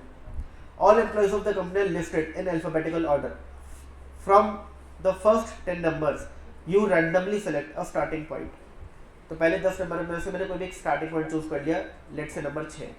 From number 6 onward every 10th person on the list is selected. और फिर छठे नंबर से हर 10वां एम्प्लॉय सेलेक्ट किया, यानी छठे नंबर का, 16वें नंबर का, 26वें नंबर का, 36वें नंबर का, ऐसे, ठीक है ना। And you and up with a sample of 100 people. और आपको 100 लोगों का सैंपल मिल गया, आप रुक गए और आपने सर्वे किया, आपका काम हो गया। अब इसमें दिक्कत क्या है? सिस्टमैटिक सैंपलिंग का एक बहुत बड़ी दिक्कत है। दिक्कत है कि अगर आपके डेटा में कोई हिडन ट्रेंड है या फिर कोई भी ट्रेंड है, फॉर एग्जाम्पल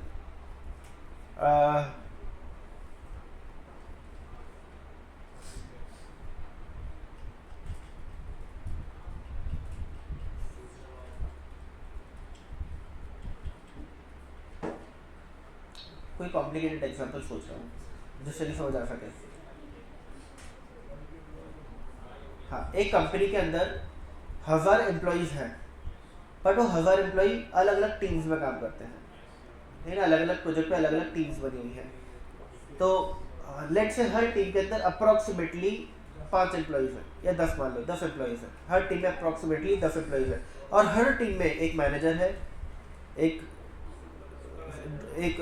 मैनेजर के नीचे समझ लो डिप्टी मैनेजर है, और उसके नीचे 1-2 एम्प्लॉई, 2-3-4 एम्प्लॉइज और हैं जो अलग अलग हायरार्कीज पे काम कर रहे हैं।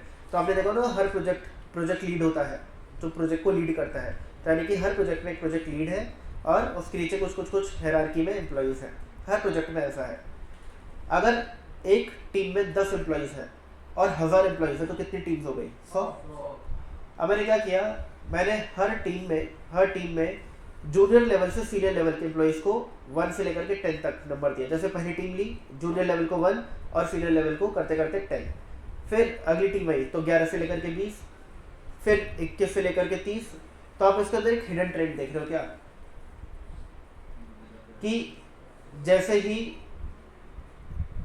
20 की सीरीज आती है तो स्टार्टिंग एम्प्लॉइज जूनियर रोल के होते हैं और 30 के नजदीक वाले एम्प्लॉइज जो 20, 29, 30 के एम्प्लॉइज है वो हायर लेवल के होते हैं, ठीक है ना।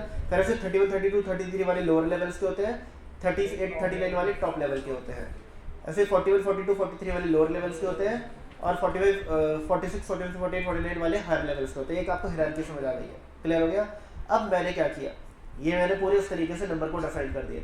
मैं जानना चाहता हूँ कंपनी की एवरेज सैलरी, और मैंने पहला एम्प्लॉय सेलेक्ट किया दूसरे नंबर का, और मैंने हर 10वां एम्प्लॉय बोल दिया इससे मैं डेटा कलेक्ट करूंगा। क्या इसमें बवंडर मच गया? आपके पास जितने भी एम्प्लॉइज आए वो लो सैलरी वाले आ रहे, लो, क्योंकि 41, 42, 43 क्या है? लो, ठीक है ना। तो 42 आएगा, 52 आएगा, 62 आएगा, 72 आएगा, सब लो वाले हैं। जो हाई वाले हैं उनके क्या है, नेट एंड प्रेजेंट के 8 या 9 है, वो है हाई लेवल वाले, वो सारे स्किप ही हो गए। तो जो average salary of the company निकल करके आएगी वो तो बहुत ही कम आएगी। तो जब आपके डेटा में इस टाइप का कोई ट्रेंड हो और आप सिस्टमैटिक सैम्पलिंग वाला ये जो सिस्टमैटिक अप्रोच यूज कर लो, तो कई बार ये हिडन ट्रेंड की वजह से आपका जो डेटा आपने कलेक्ट किया वो सही रिजल्ट नहीं देगा। बात समझ आई आप लोगों को? क्लियर हो गया?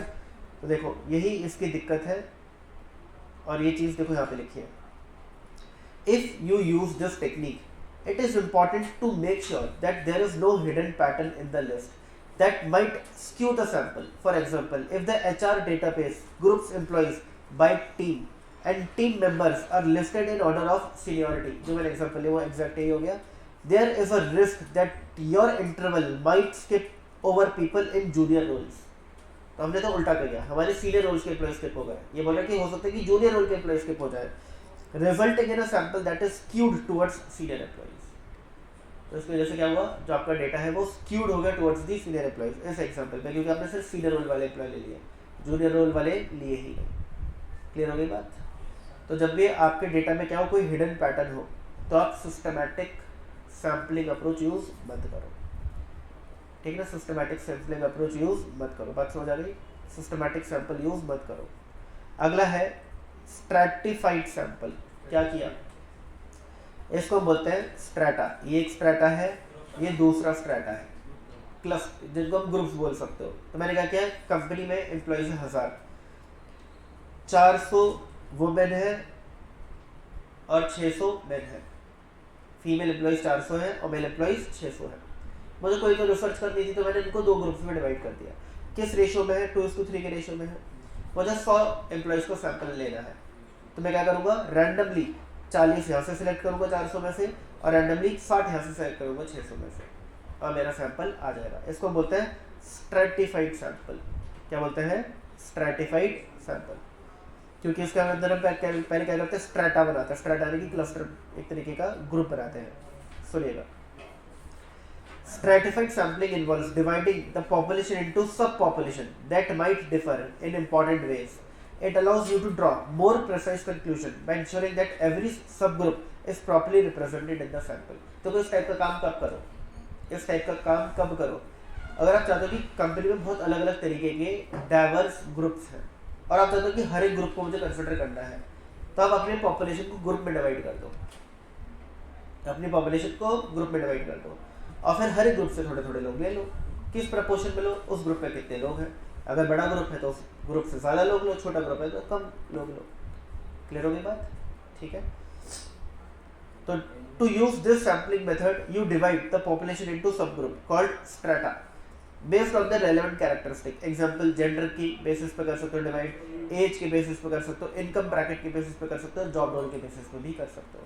अब अगर मुझे लेट से एवरेज सैलरी निकालनी है कंपनी की, तो मेरे लिए बेस्ट क्या है कि मैं सैलरी के बेसिस पर ग्रुप्स बना दूँ, कि एक ग्रुप बन गया जिनकी सैलरी 5 लाख रुपए साल तक की है, दूसरा बन गया जिसमें 5 लाख से 10 लाख की सैलरी वाले हैं, तीसरा जिसमें 10 से 15 लाख की सैलरी वाले हैं। तो ऐसा मैंने बना दिया 10-15 ग्रुप्स। अब जिस ग्रुप में ज़्यादा लोग हैं उस ग्रुप से ज़्यादा लोग ले लिए प्रपोर्शनेटली, और मेरे पास सैंपल आ गया। अब क्या मेरे पास हर एक टाइप की सैलरी का एम्प्लॉय आ रहा होगा मेरे सैंपल में, हाँ, तो उससे जो मेरा एवरेज सैलरी आएगी कंपनी की वो सही आ जाएगी, ठीक है ना। तो इस टाइप से तो आप अलग अलग बेसिस पर इन ग्रुप्स को बना सकते हो। Based on the overall proportions of population you calculate how many people you should be sampled from each sub group. तो ये बोल रहे हैं कि देखो हर ग्रुप में कितने लोग हैं, हर ग्रुप की पॉपुलेशन क्या है, प्रोपोर्शनेट बेसिस पर आप उसमें से सैंपल ड्रॉ करो। देन यू यूज रैंडम और systematic sampling to select a sample from each sub group. अच्छा, अब ग्रुप तो बन गया, बट उसमें से जो सैंपल निकाले उसके लिए क्या टेक्निक यूज करें। तो आप ये बोल रहे कुछ भी यूज कर लो, या तो सिंपल रैंडम सैम्पलिंग यूज कर लो या सिस्टमैटिक सैम्पलिंग यूज कर लो, कुछ भी यूज कर लो, ठीक है। सॉरी, पढ़ लो एग्जाम्पल, मुझे पता समझ आ गया जल्दी से।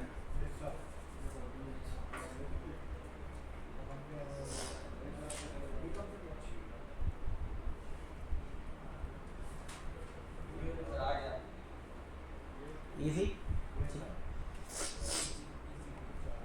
है जी। आखिरी क्लस्टर सैम्पलिंग और आपका चैप्टर फिनिश।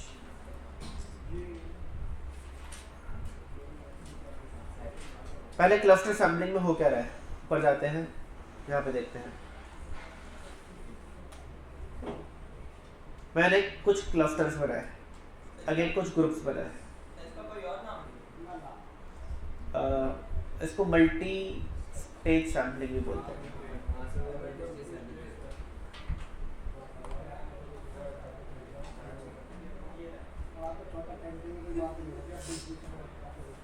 सुन लो, क्लस्टर सैंपल हमने क्या किया, हमने अलग अलग क्लस्टर्स बनाए। अब इस टाइप की सैम्पलिंग कब काम आती है, सुनिए। एक कंपनी है जिसकी इंडिया में 10 ब्रांचेस हैं, ठीक है, कोई भी कंपनी अज्यूम कर लो जिसकी 10 ब्रांचेस हैं। अब कंपनी ने बोला कि अब जा करके हमारी ब्रांचेस में सर्वे करो कि हमारी कंपनी के एम्प्लॉइज हमारी कंपनी के वर्किंग एनवायरनमेंट से कितना खुश है, और फिर इम्प्रूवमेंट्स जो भी होंगे उसके सजेशंस दो। तो एक एजेंसी को हायर कर लिया। अब एजेंसी ने सोचा कि यार कंपनी के 10 ब्रांचेस है अलग अलग कोने में, अगर मैं हर एक ब्रांच में जा करके ये सर्वे करूँगी तो ये तो हो गया कंप्लीट एनुमरेशन, इस पर टाइम बहुत लगेगा, पैसा बहुत लगेगा, इतना पैसे दे नहीं रहे मुझको, पैसा कम ही दे रहे हैं, तो मैं सैंपल सर्वे करती हूँ। अब सैंपल सर्वे करने के लिए वो क्या करेगी, वो 10 में से कोई 2 या 3 ब्रांचेस में जाके सर्वे कर लेगी। तो 10 ब्रांचेस, वो ये 10 अलग अलग ग्रुप्स हो गए। यहाँ पे 5 बने, आप 10 मान लो, और उसमें से पूरे ग्रुप ही सिलेक्ट कर लिए, कितने, 2 या 3। यहाँ पे देखो उसने ये वाला पूरा ग्रुप सेलेक्ट किया और ये वाला पूरा ग्रुप सेलेक्ट किया, जो टिक मार्क लगे ना, टिक मार्क, ये सिलेक्शन है। और यहाँ पे देखो कोई टिक मार्क नहीं है, इसमें कोई नहीं है, इसमें कोई नहीं है। और फिर आपने पूरे ग्रुप को ही इवेल्युएट करके अपने डेटा एनालाइज करके कंपनी को बता दिया। इसको कहते हैं क्लस्टर सैम्पलिंग। अब यहाँ पर इसको मल्टी स्टेज सैम्पलिंग भी बोल सकते हैं। क्यों? कई बार क्या करते हैं, अगर आपका ग्रुप भी बहुत बड़ा है तो आप इसके अंदर से भी एक सैंपल ले लेते हैं। मैं पूरा ग्रुप नहीं लूंगा, मैं कुछ लोगों को लूंगा इस ग्रुप में से, ठीक है ना। एक तो हो गया पूरा ग्रुप ही ले लो, एक हो गया ग्रुप में से भी सैम्पलिंग कर लो, सिस्टमेटिक सैम्पलिंग कर लो या फिर सिंपल रैंडम सैम्पलिंग कर लो कि मैं कुछ लोगों को लूंगा इसमें से, सबको नहीं लूंगा, और उनका मैं सर्वे करके कंपनी को रिजल्ट दे दूंगा। तो देखिए क्या लिखा है क्लस्टर सैम्पलिंग में। Cluster sampling also involves dividing the population into sub groups, but each sub group should have similar characteristic to the whole sample. और हर एक ग्रुप के सिमिलर कैरेक्टरिस्टिक होने चाहिए। अब जैसे अगर 10 ब्रांचेस हैं तो हर ब्रांच के अंदर सीनियर लेवल के भी एम्प्लॉय होंगे, जूनियर लेवल के भी एम्प्लॉयज होंगे, अकाउंट्स का भी एम्प्लॉय होगा, आईटी का भी एम्प्लॉय होगा, हर टाइप का एम्प्लॉय होगा, ठीक है। इसलिए मैंने ब्रांच वाला एग्जांपल लिया। तो हर एक ग्रुप के अंदर एक सिमिलर कैरेक्टरिस्टिक होने चाहिए। Instead of sampling individual from each sub group, you randomly select entire sub group. तो एक तो हो गया कि हर एक ब्रांच में से कुछ कुछ एम्प्लॉयज को सिलेक्ट करना, उसमें क्या है, मुझे पूरे 10 के 10 ब्रांचेस में जाना पड़ेगा। और एक क्या है, मैं कुछ ही ब्रांचेस में से सारे एम्प्लॉय सिलेक्ट कर लूँ। दो ही ऑप्शन है, या तो हर एक सब ग्रुप में थोड़े थोड़े लोग लूँ, ठीक है ना, या फिर पूरे के पूरे सब ग्रुप ले लूँ, 2-3 सबको न लेकर के कुछ ले लूँ। तो ये कह रही है it is particularly possible, it is practically possible, sorry, you might include every individual from each sampled cluster. If the cluster themselves are large, you can also sample individual within each cluster using one of the techniques above. This is called multi-stage sampling. तो आप क्या कर सकते हो, या तो आप 10 branches है उसमें से कोई 2 या 3 ब्रांचेस को कम्प्लीटली चेक कर लो, या फिर आप उन 2 या 3 ब्रांचेस में से फर्दर ये जो आपने ऊपर सैम्पलिंग के तरीके पढ़े, उन सैम्पलिंग के तरीका का यूज करके सैंपल्स निकाल करके उनको उनके ऊपर रिसर्च कर लो। तो इसको मल्टी स्टेज सैम्पलिंग बोल देते हैं। This method is good for dealing with large and dispersed populations, but there is more risk of error in the sample as there could be substantial differences between the clusters. It's difficult to guarantee that the sampled cluster are really representative of the whole population. But इसमें दिक्कत है क्या, late से आपने उठाई 10 में से 3 branches, एक ब्रांच थी हिमाचल प्रदेश की, एक ब्रांच थी आसाम की, और एक ब्रांच थी लेट से उत्तराखंड की। अब यहाँ की ब्रांचेस के एम्प्लॉइज ज़्यादा खुश थे, अच्छे मौसम में रह रहे हैं, पहाड़ों में रह रहे हैं, मज़ा आ रहा है। और वहीं आपने दिल्ली, मुंबई, बैंगलोर की ब्रांचें नहीं उठाई जहाँ पे एम्प्लॉइज को पेरा जा रहा है, ठीक है ना, ठीक है ना, इन जगह तो पेरा ही जा रहा है काम करा के क्या, ठीक है ना। अब होगा क्या, आपने जो ब्रांचेस उठाई वो कौन सी थी, और आपको रिसर्च क्या करना था, हैप्पीनेस, कि एम्प्लॉय कितने हैप्पी हैं हमारी कंपनी में काम करके।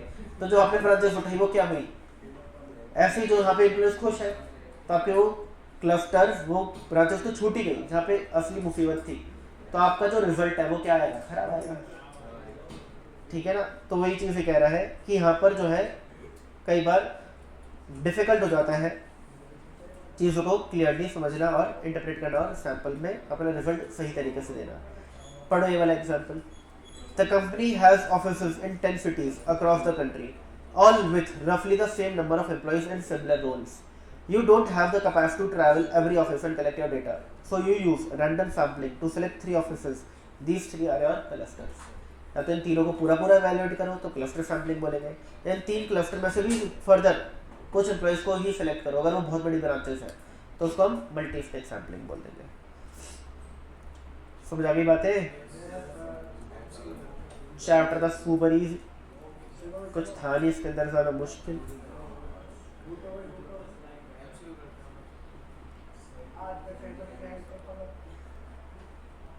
देखो आखिरी जो ये तो हो गई आपकी 4 प्रोबेबिलिटी बेस्ड सैम्पलिंग्स, ठीक है ना। जो नॉन प्रोबेबिलिटी बेस्ड है उसको कहते हैं पर्पसिव या जजमेंट सैम्पलिंग, ठीक है। तो यहाँ पर क्या लिखा है देखो, वो इंपॉर्टेंट वर्ड क्या है वही मार्क कर लो।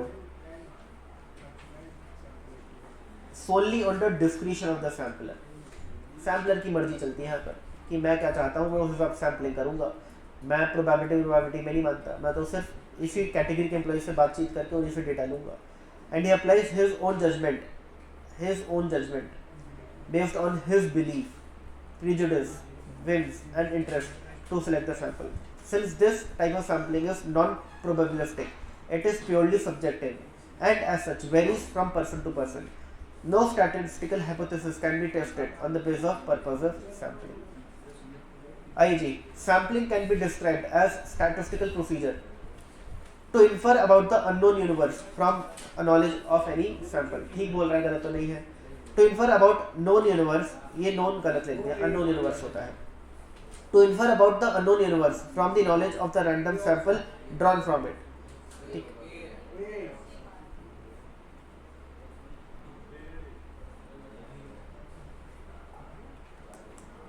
क्या फर्क है, एक मिनट रुक जाओ. From the knowledge of any sample. अरे ये ज़्यादा सही है ना, सी होगा. From the knowledge of random sample drawn from it. Random sample, random word important होता है. रैंडम मतलब कि आपने जो सैंपल लिया है वो रैंडम है, ठीक है ना. यहाँ पे सिर्फ एनी सैंपल लेगा, ये भी ठीक था बट सी थोड़ा ज़्यादा बेटर है, इसलिए सी को टिक करेंगे. The law of statistical regularity says that, दो चीज़ें बोलते हैं क्या, सैंपल साइज बड़ा हो और रैंडम हो, ठीक है ना. Sample drawn from the population under discussion possesses the characteristic of the population. ये तो नहीं कहता भाई statistical regularity. A large sample drawn at random from the population would possess the characteristic of the population. सही है, आगे बढ़ते हैं. A large sample drawn at random from the population would possess the characteristics of the population on an average. ये ज़्यादा सही है. B और C दोनों ठीक है बट C ज़्यादा ठीक है. क्यों? क्योंकि यहाँ पर आप देखोगे तो मैंने देखो ये रहा, ये वाला वर्ड भी यूज किया है. Then on an average the sample would possess the characteristic of the population. तो ये देखो सही लगते हैं दो तीन ऑप्शन, बट एक दो वर्ड एडिशनल डालने की वजह से थोड़ा ज़्यादा एक हो जाता है, जो थोड़ा ज़्यादा बेटर हो जाता है, उसको टिक कर देते हैं. Sample survey is prone to. बताओ सैम्पल सर्वे में कौन कौन से एरर होते हैं? बहुत हो सकते हैं. सैम्पलिंग एरर भी हो सकते हैं, नॉन सैम्पलिंग एरर भी हो सकते हैं. The population of roses in Salt City Lake is an example of an infinite population. आप नहीं काउंट कर सकते कितने roses हैं Salt City Lake में. Statistical decision about an unknown universe is taken on the basis of sample observation, sample frame, sample survey, complete enumeration. Statistical decision about an unknown universe is taken on the basis of sampling frame. तो population को ही बोल देते हैं, ठीक है ना. Complete enumeration पूरी population को इवैल्यूएट कर रहे हैं बोलते, तो बी और सी तो बी और डी तो नहीं होगा, ए या सी में से एक होगा. तो statistical decision about an unknown universe is taken on the basis of sample observation या sample survey. Sample survey.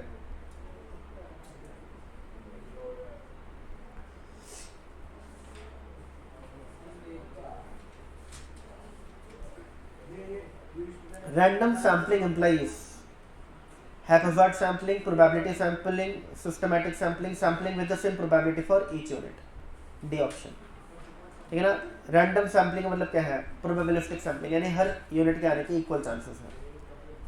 Parameter is a characteristic of population. Statistic is a function on sample observation, a function on population units, a characteristic of a population, a part of the population. A function of sample observation. कर लेना, बस ये वाले कर लो, 14-15 कर लो.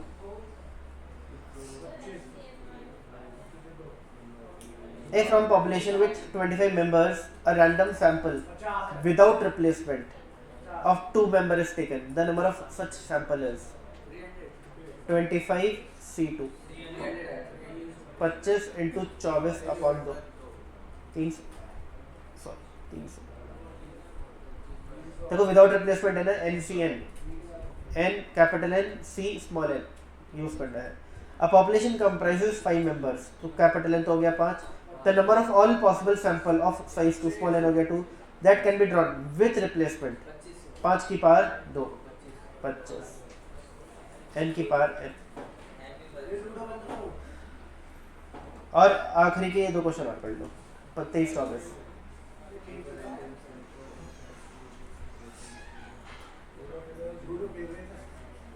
पढ़ लो, न लाया तो दोबारा फोन चला जाएगा.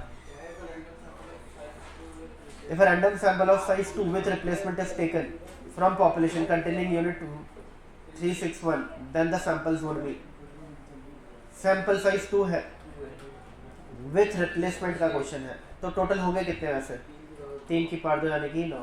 पहले ऑप्शन में 9 नहीं है, दूसरे में 9 नहीं है, 1 2 3 4 5 6 7 8 9, यहाँ पे 9 है, 1 2 3 4 5 6 7 8 9, यहाँ पे भी 9 है, एक सही है।